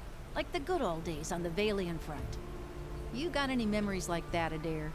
Well, let's see. Sometimes we march 2-3 days without sleep. Start seeing things that weren't there. Nice thing about mercenary work is you can always quit.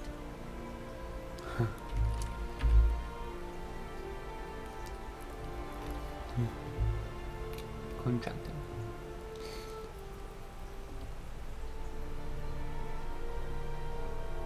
Leaving 3 days.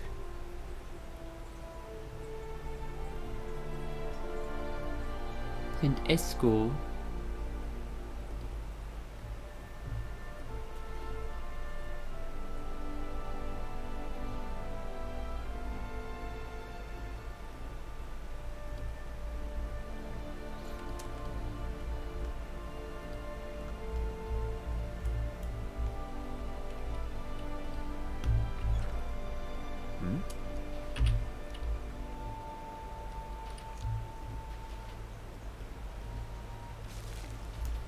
I never gave them yet, but oh well, we'll see how we do.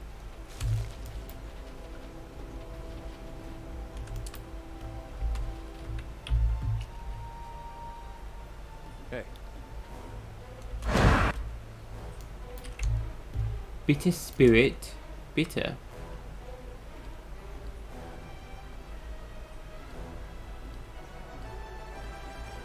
What are these are then?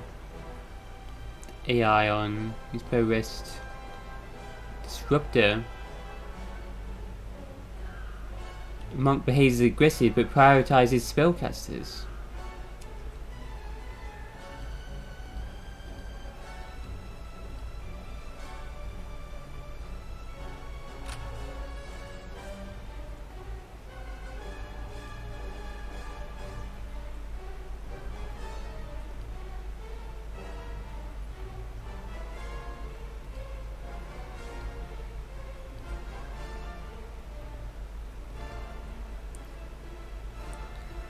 Combat with frenzy or barbaric yell. We'll use savage defiance below 50% endurance.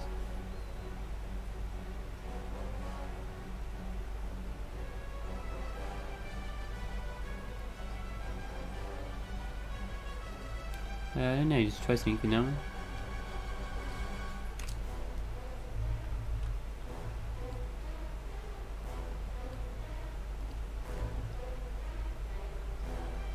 We have just loads of it per encounter abilities.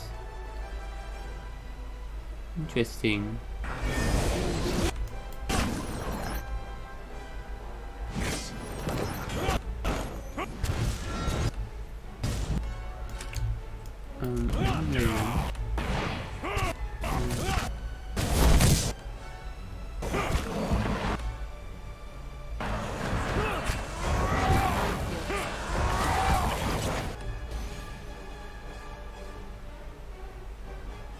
Of course.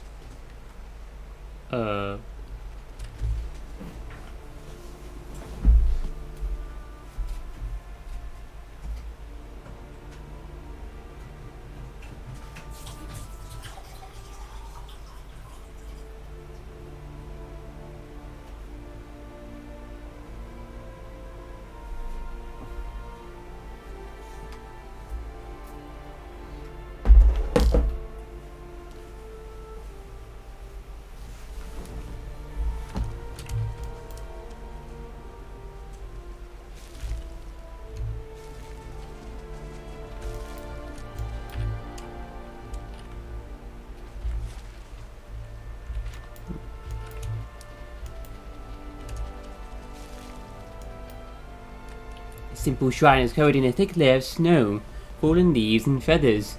A pair of curving bones flanks the altar. Examine the shrine more closely.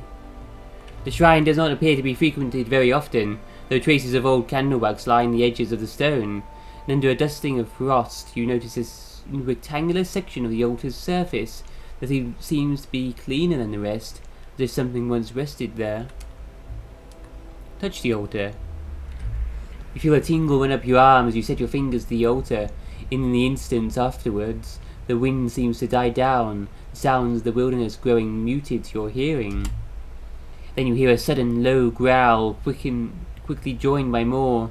A vision strikes you like a sudden memory, though it is unbound by time or place. Within a sea of darkness you see a great beast, formless save for its gleaming fangs. It growls and snaps with increasing desperation and savagery. For a moment you feel its rage as your own. A possessive fury that tears at you. Something has been taken, your territory threatened, and the price for it will be blood. The vision fades just as swiftly as it came. The altar stands silent and still, and the air fills again with the occasional trill of birdsong. These giant bones of something, teeth. What in the hell? More horns. Stag. A stag? Is that a dragon? What is that? Skull of.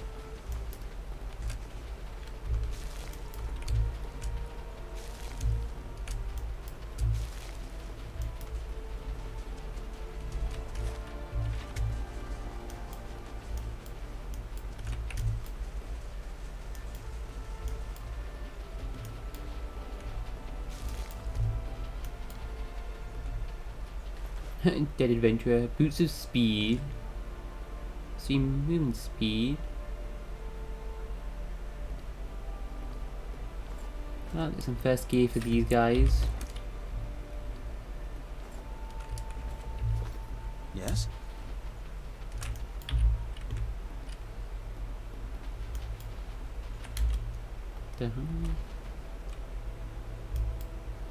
Hey. A group of elves stands in a scattered ring around an ogre, but they do not appear to be engaged in battle. The ogre is bound with rope. One of the elves tugs harshly on the line tied around the ogre's neck. Famwell, this is pointless, beast. You won't get anywhere being stubborn. The ogre only snorts angrily and pulls back on the rope. Two other elves prod him somewhat timidly with their poleaxes. The ogre does not budge. Hey, Famwell. One of the elves has turned to look at you, motioning at the man occupied with the ogre. The elves turn to look at you, hands falling to their weapons. Famwell gives a final sharp yank on the rope before he turns as well.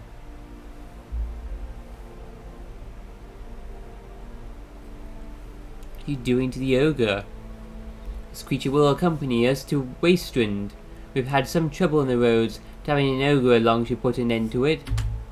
I purchased him from some slave hunters, not far from here, looking to recoup their expenses, I expect. He grunts. Not sure he's worth quite so much coin.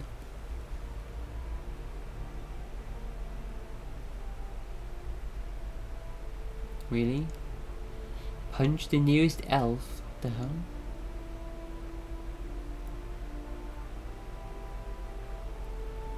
You're a long way from home. Oh, we'll be further from it still tomorrow, just picking up some help along the way. He looks up at the ogre.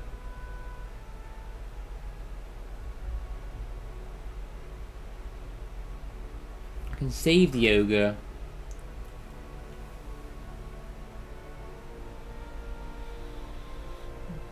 Can we get ogre allies? Oh my god, that'd be so cool.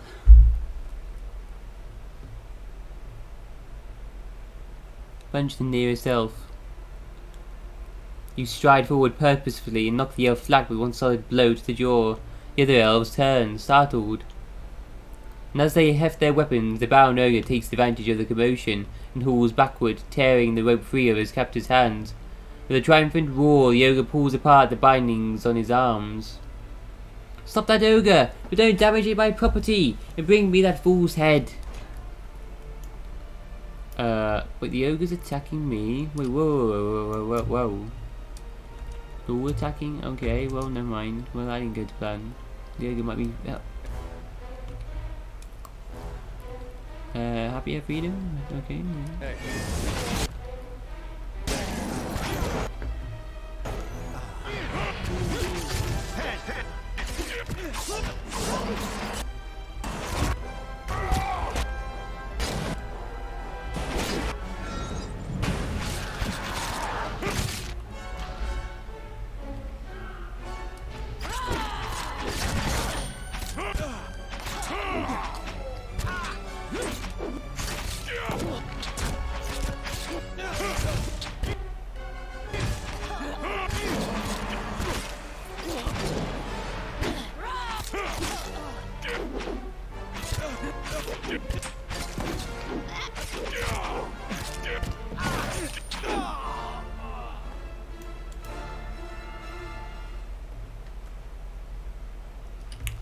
Okay. Neat one-handed saber. Yeah,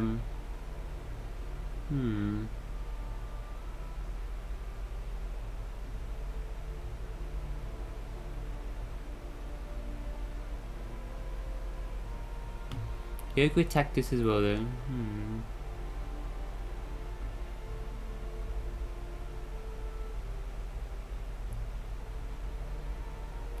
Infestation of maggots was the rest. Just enemy endurance. Vile thorns.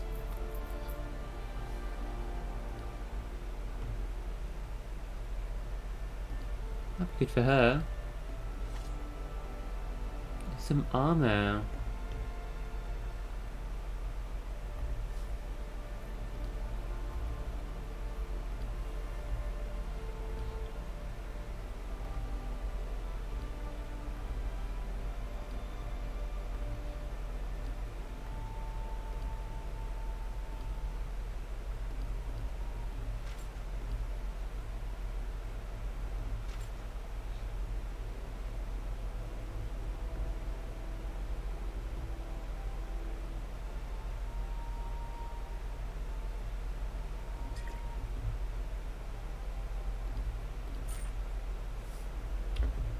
Your thoughts must flow deep indeed. Oh wait, what's she got? Light armor. Healing received. Movement speed. Maneha's armor reflects her extensive travels and experiences on the roads and waves of Aora. It incorporates brass baubles, the teeth of ferocious creatures, and myriad small bits of fashion Maneha took a fancy to on her adventures.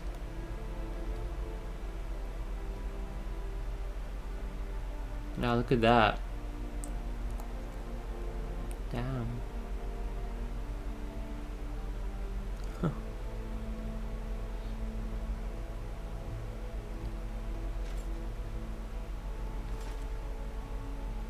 Monk in plate armor. Other weapons. Nothing special. So she's good with swords and axes. What about sabers? Battle axe and sword. Saber's different. Or Morning Star.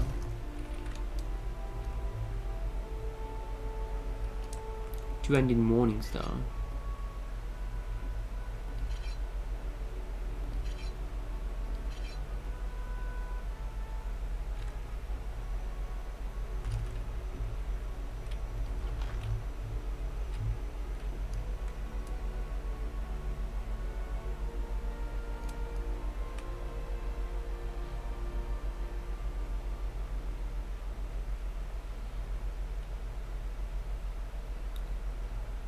Got an exceptional sword, exceptional saber, exceptional warhammer.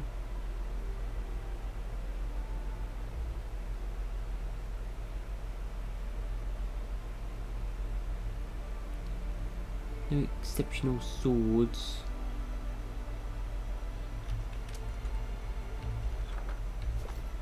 Yes? Oh no. Oh, I quick saved.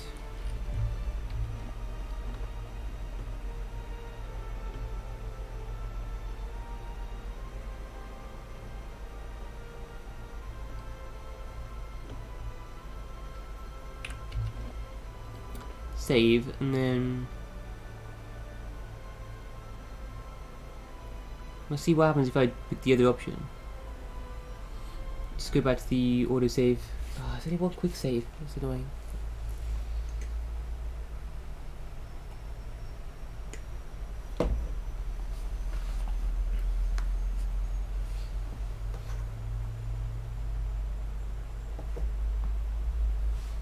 I'm here.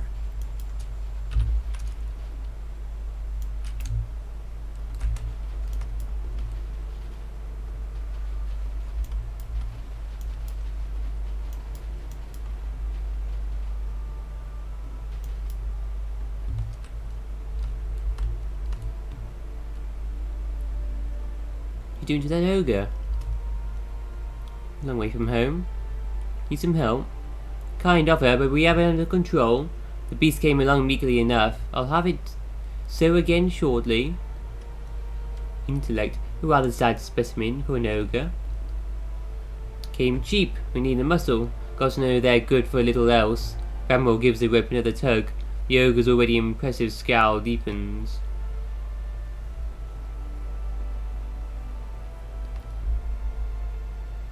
Oh, he tears free anyway. Look at what you've done. Stop that ogre! Oh, she attacks me anyway? Okay, well... fine.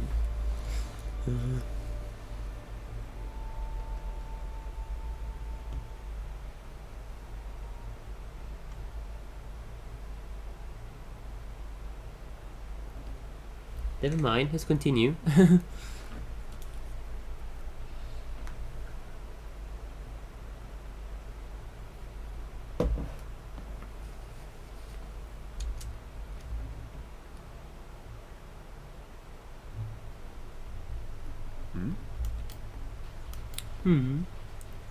Adair, you were a military man. Ever consider making a career of it? I did for a while. Then I heard you could make money shoveling pig shit. Thought that sounded better. Well, at least it would get you out of the deer wood.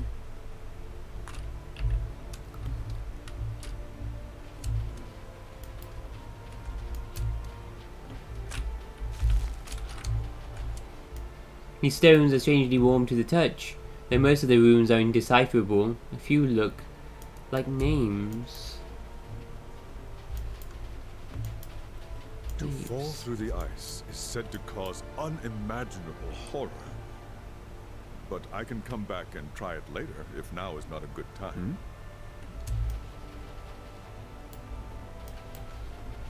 Is that you're crazy?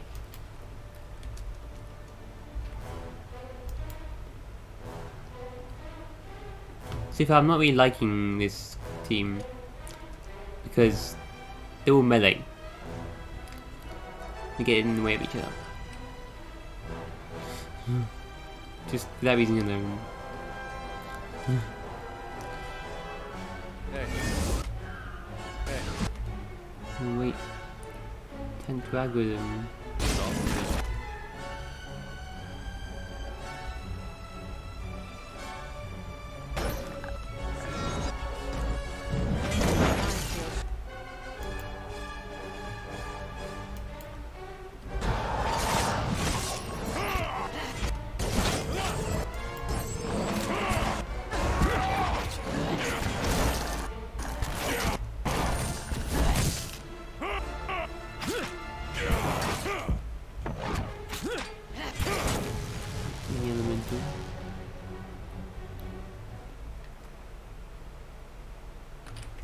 I shall.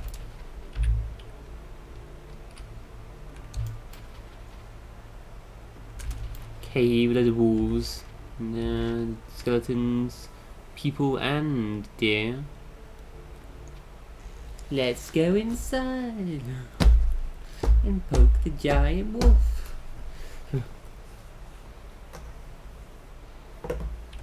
Oh my god.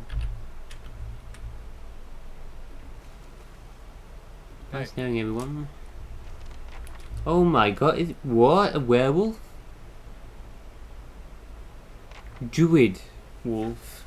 Standing tall amongst the walls inhabiting the cavern, this creature turns to face you as you venture forward. Scores of wounds and scars riddle its hide, and while one dull eye stares out blindly from its skull, it growls a threat as you approach, one echoed by its fellows.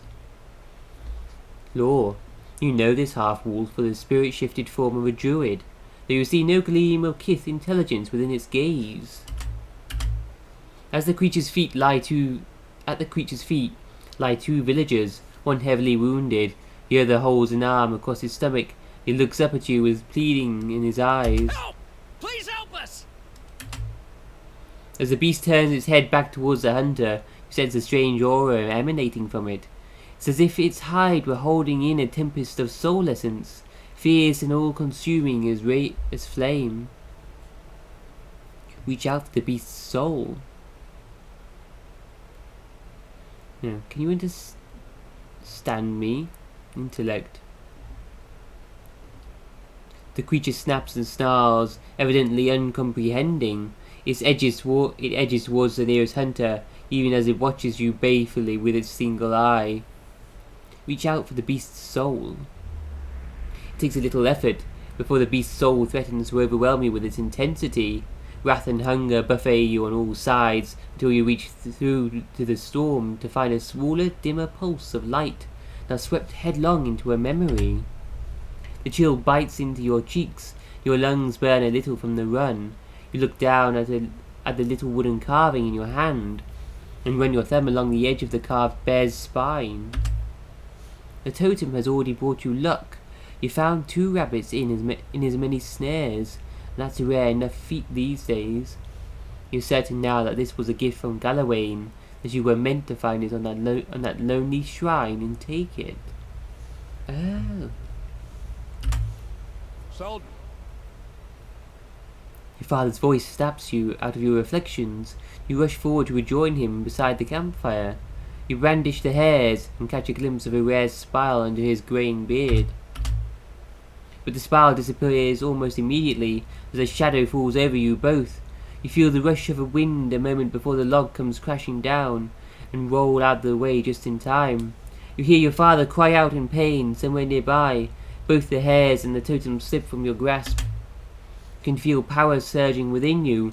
Your heart thunders in your chest, but instinct pulls your senses into order.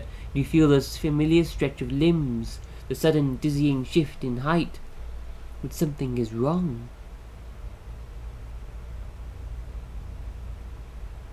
Transformed into a werewolf when he was young. As a kid, and he's been growing up with his wolves ever since. Your senses are fading. Rather than growing stronger, there's a howling in your head, like a screaming chorus, and everything in you shrieks for you to bite, to tear, to eat. And the memory slips from you, and when you come back to yourself, the beast is shaking its head as if to clear an itch, clawing at its ears. Speak the name Soldrin. The creature snaps and snarls, evidently uncomprehending. Back away. Oh, or rush forward to help the hunters.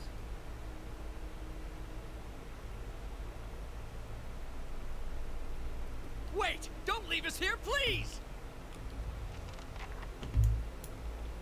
Hunter's favor. Hey. Oh shit. No. Find that totem and put it back. Will that transform him back? Took something from an altar and was cursed as well. Something.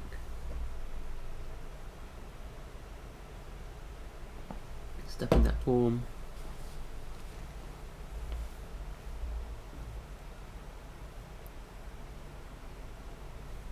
I shall.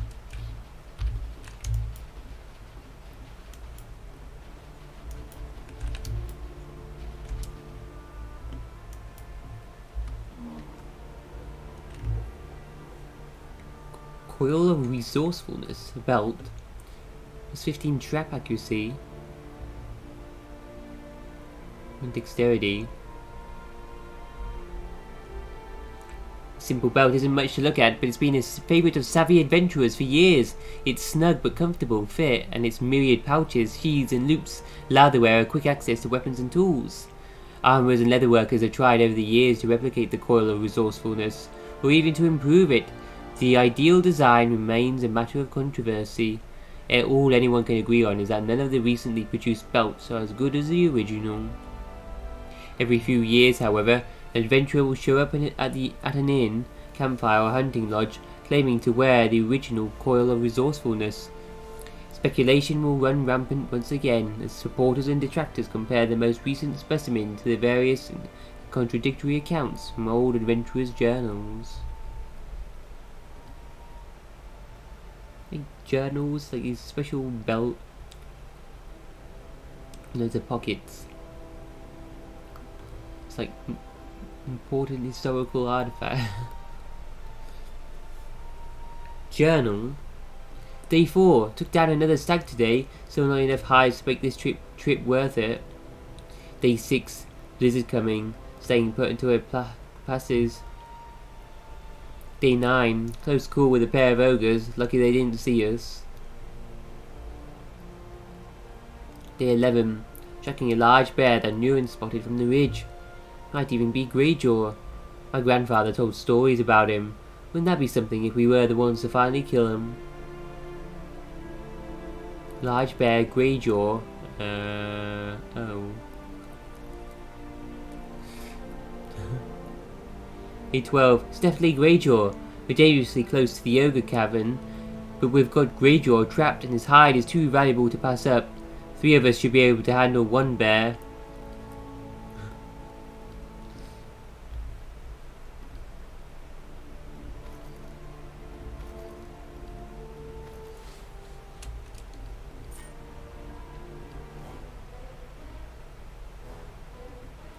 I should be able to handle this one bear. Get my weapon on.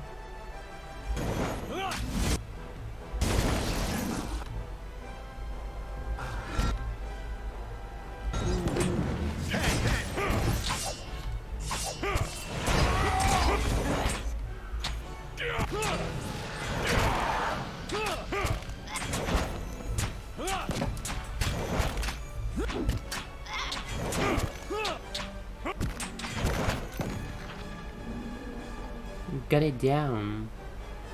Yes? Greyjaw's hide.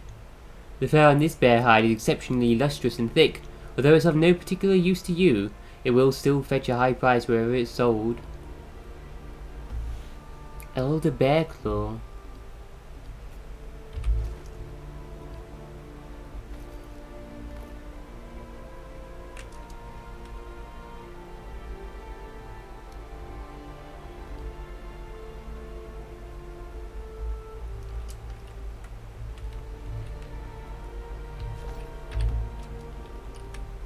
Of course.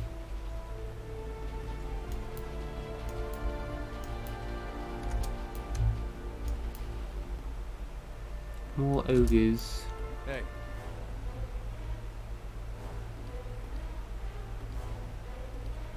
I need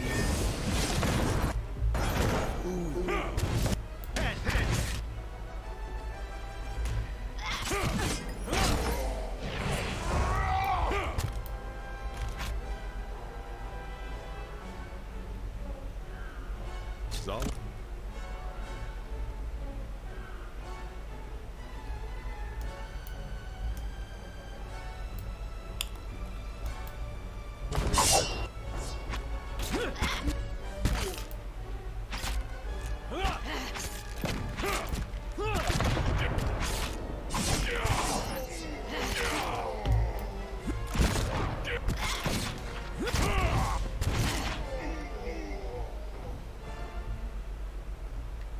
Ogres with giant cannons.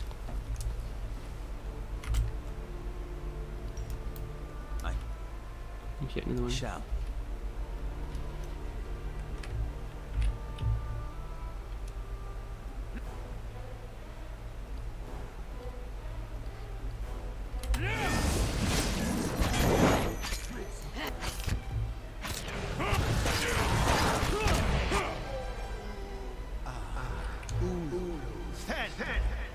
Spells wizard. He's already dead.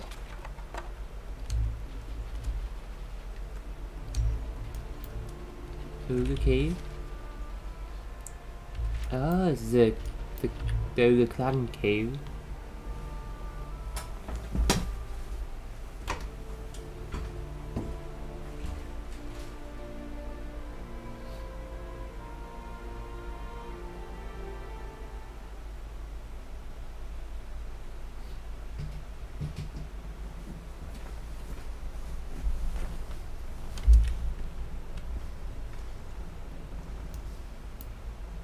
There's one here who deals in visions, dreams.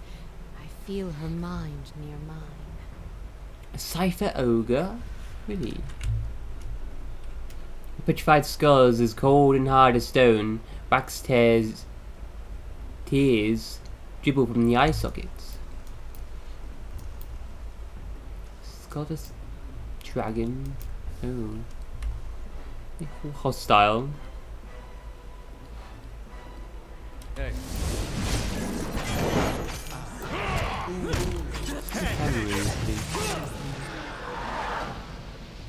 I'm here.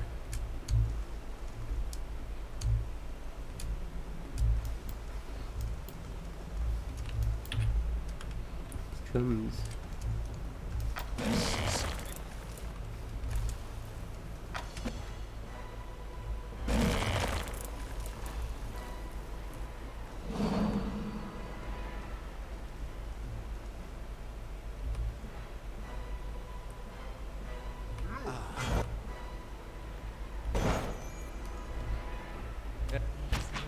Pulling you through the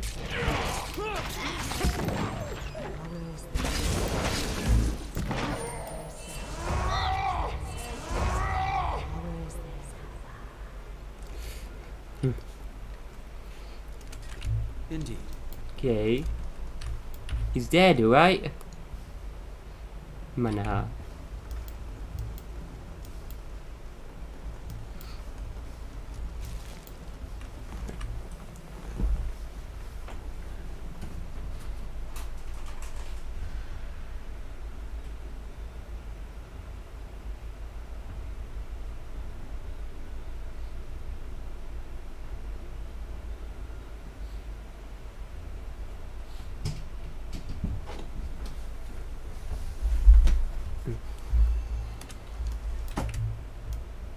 Don't ever cook it. You mean stop before it turns black? I'm so lucky that you're here to... I'm so lucky that you're here to tell me these things. Hey.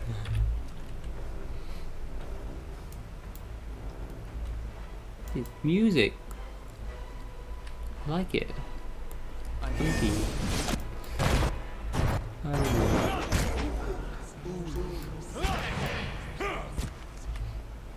I should know something. What is that?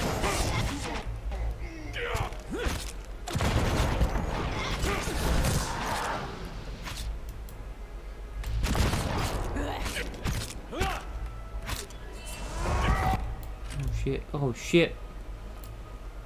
Ogre Chanter?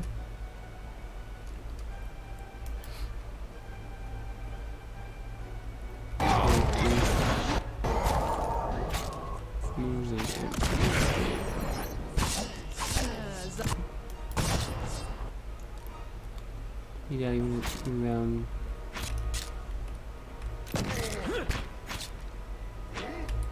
Why did he go? Standing around him, I mean,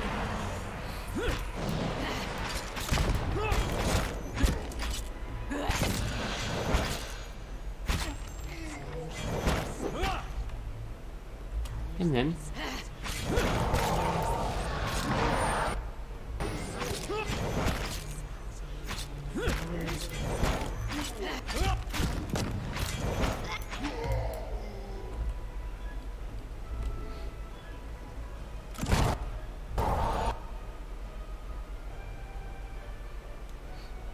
Ogre Chanter hits Maneha with a snowball.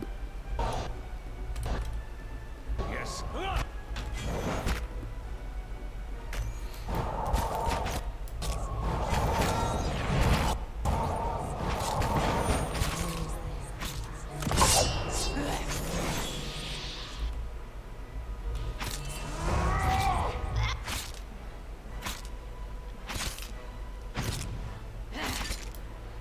Hey. Yeah, there's too many melee people now, though. Yeah. Want them along, there's too many melee people. I'm here. I want them for this area, though, because they might have, like, unique conversations for this area.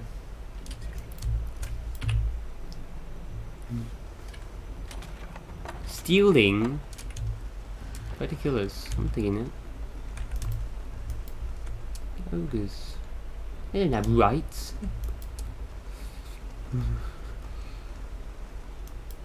Inside of this minecart is caked with blackened grease.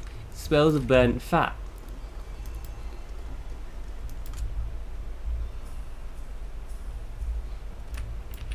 And they cook it.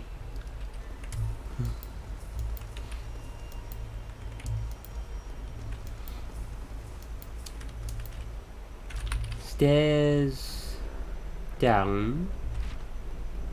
Fish is what is there first.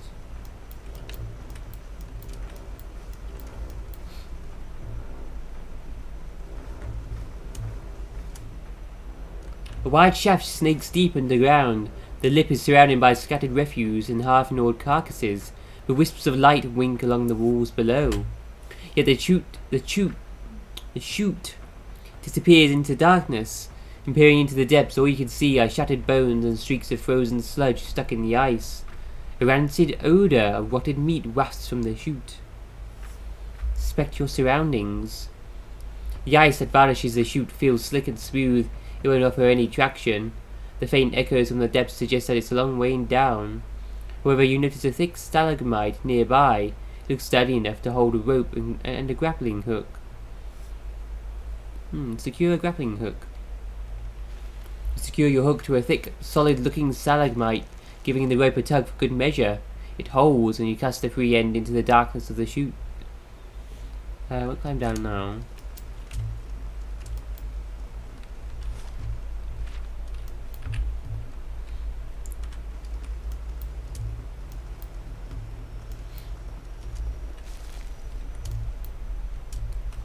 Hey.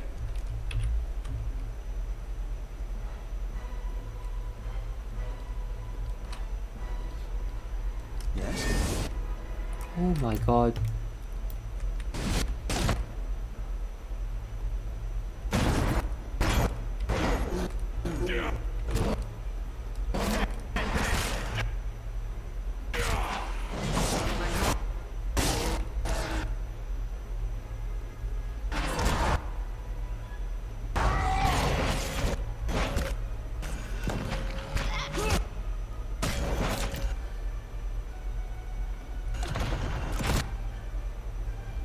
Here they go.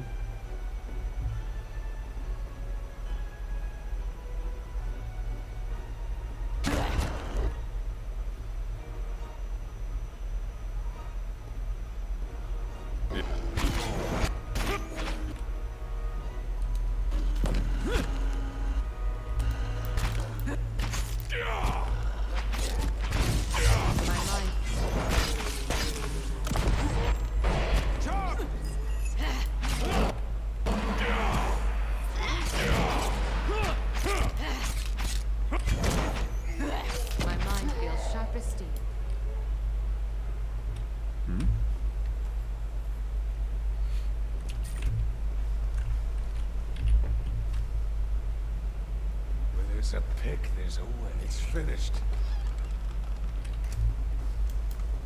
Junk. There's a cannonball-shaped dent in the front of the shield. Where there's a pick, there's a way. It's finished.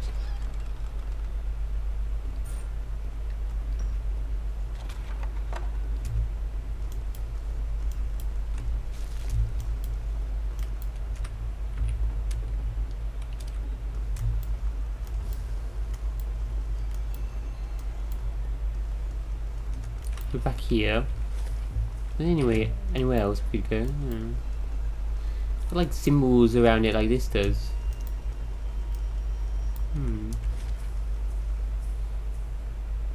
Be down this way instead of through down there.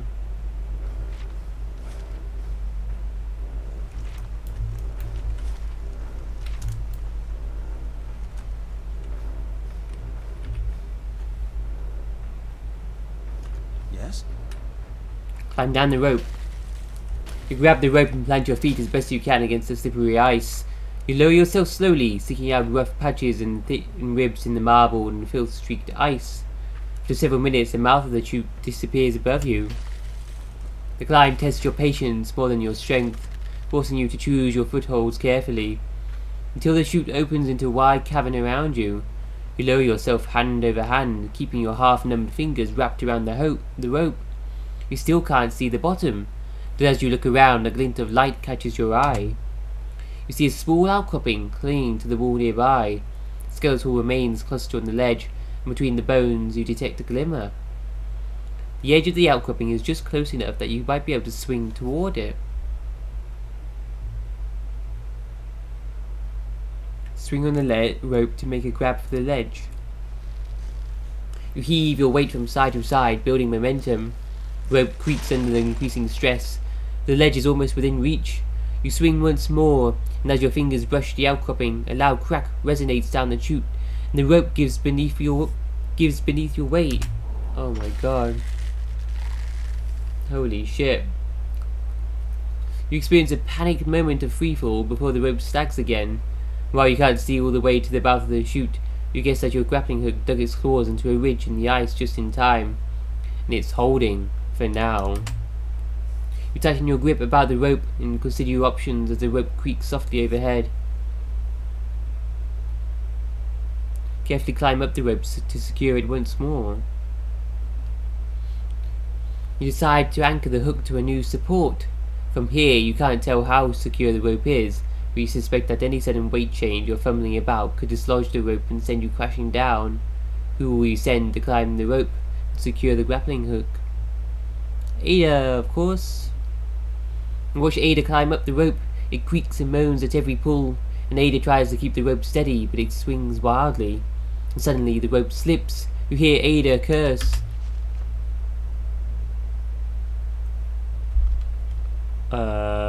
Oh shit. As you begin to plummet, you experience a brief moment of clarity and the chance to take a decisive action. What do you do? Can't do any of them. Brace for impact. The hook tumbles from its anchor above you. You pick up speed, wind whistling past your ears and a scream tearing from your throat. You slap against jagged rocks and hard ice, tumbling down the narrow tunnel as the world spins around you. With a final crash, the chute spits you out into an open cavern. Oh shit. That all went wrong.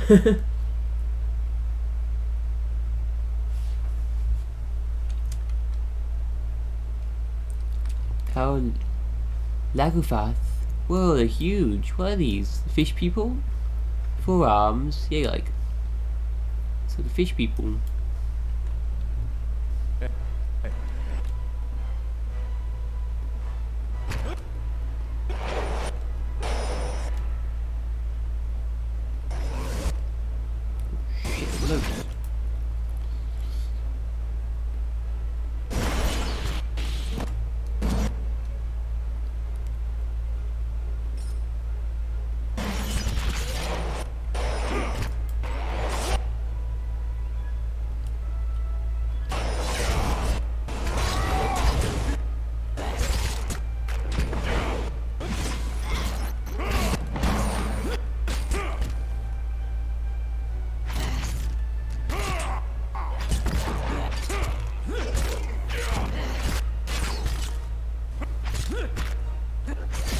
They're fast. What's that? Greater ice flight?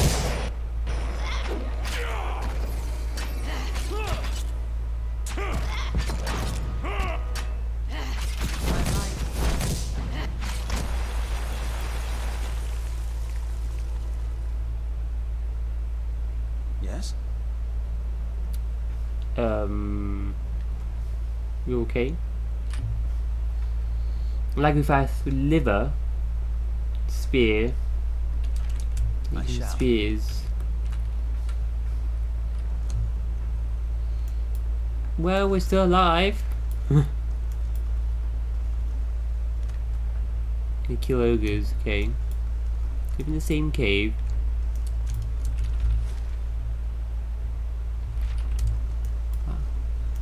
big.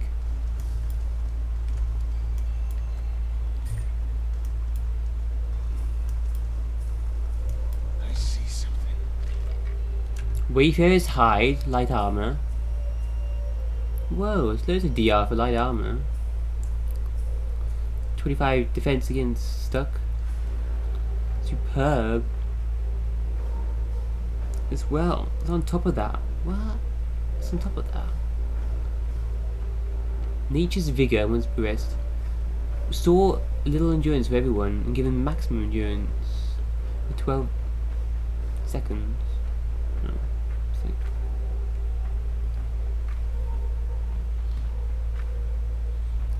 Wayfarer's Hide. A famed dwarven explorer, Katrin, exemplified her people's reputation for wanderlust, undertaking journeys spanning nations on both sides of the Great Eastern Ocean. To aid her in expeditions, she commissioned a set of hide armor which would allow her to cross treacherous terrain without hindrance. Inspired by her stories, the armor enchanted the hide to grant the wearer uncommon stamina. The sight of Katrin running along unscathed through a field of thorny brambles became a common one. It is said that Katrin's fame and experience was such that she was asked to accompany the expedition, which would ultimately result in the founding of Durgan's Battery. Whatever the truth of the matter, no further records of her exploits exist.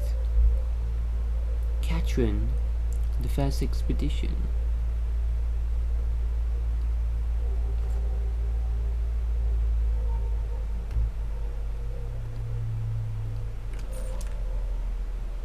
Yes?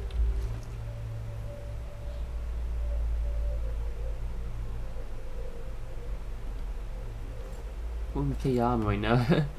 Try that.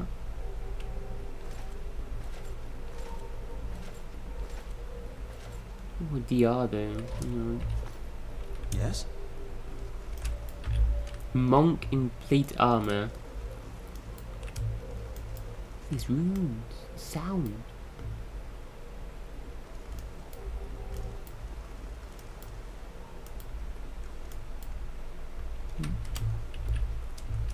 The Lagufath.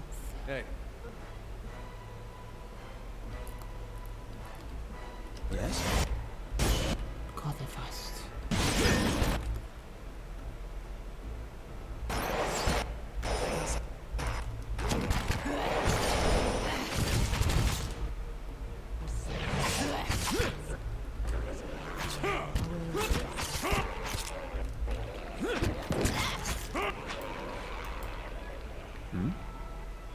That sound when they die.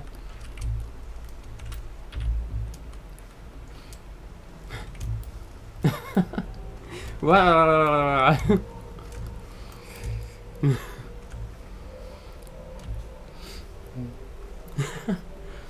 the fuck is this?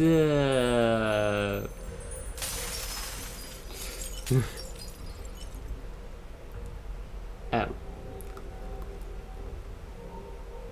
Oh, that's a trap. I wonder what this line going across was. I thought it was going upwards. Yes? I'm not gonna reload, but I gotta deal with my Yes. It's finished. Keeping an eye out. I'm here.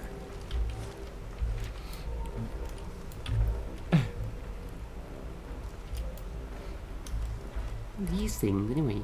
Like ice elementals. Oh, Jesus.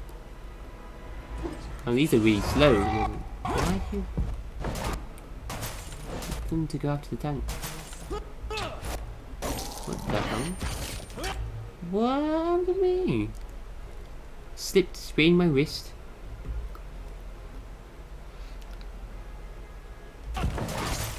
Ah, look at this with it again.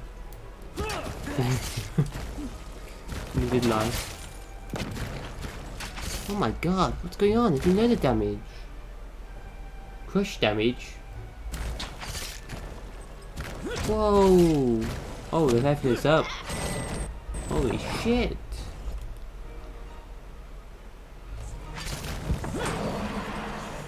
Oh my god.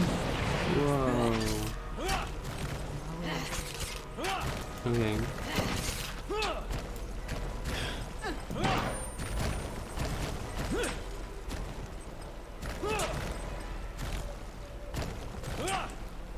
Sixty push damage, critical hit.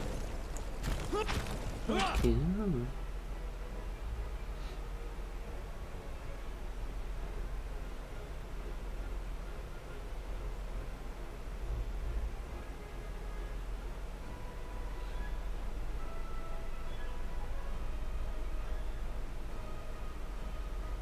Holy shit! The base attack damage of that attack. Critical hit damage goes up to like 67. What? Whoa. Critical hit is half your health. Yeah.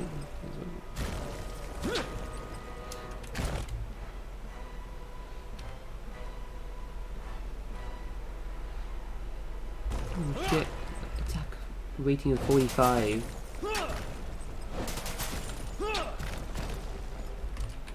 Jesus.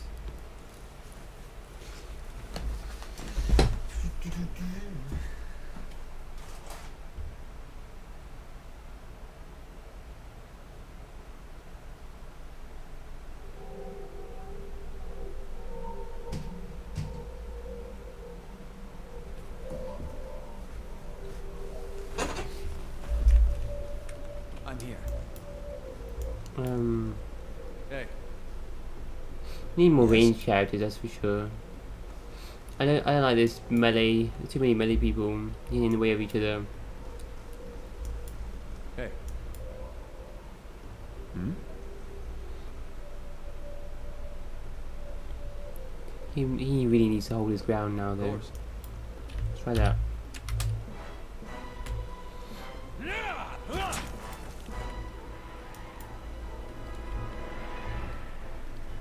I'm here.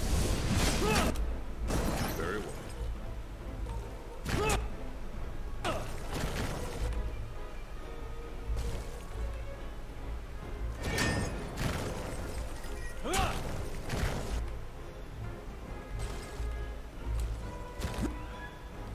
Okay.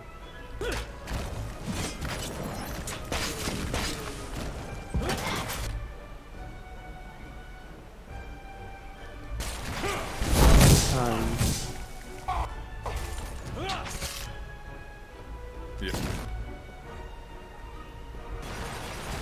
Got the ice. Now again.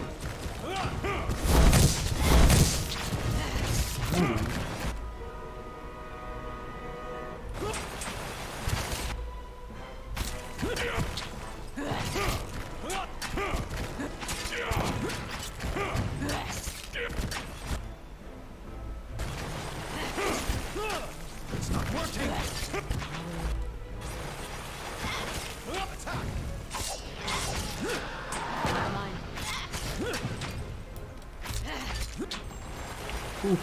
Getting up, being up there. Concussion, twisted ankle, bruised ribs. Was that from falling down though? Probably. Mm-hmm. Yeah, everyone got bruised ribs from falling down.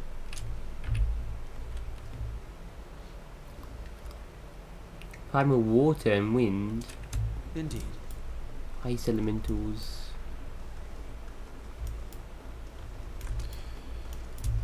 Anyway, we should probably step through the upper cavern. Oof, probably rest there as well.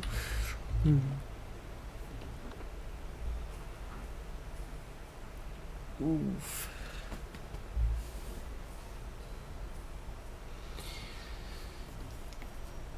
Save it there.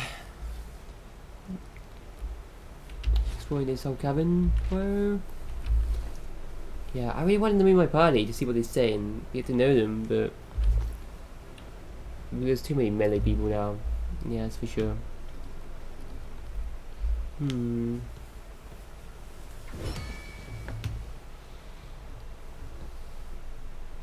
leave it there. See you tomorrow.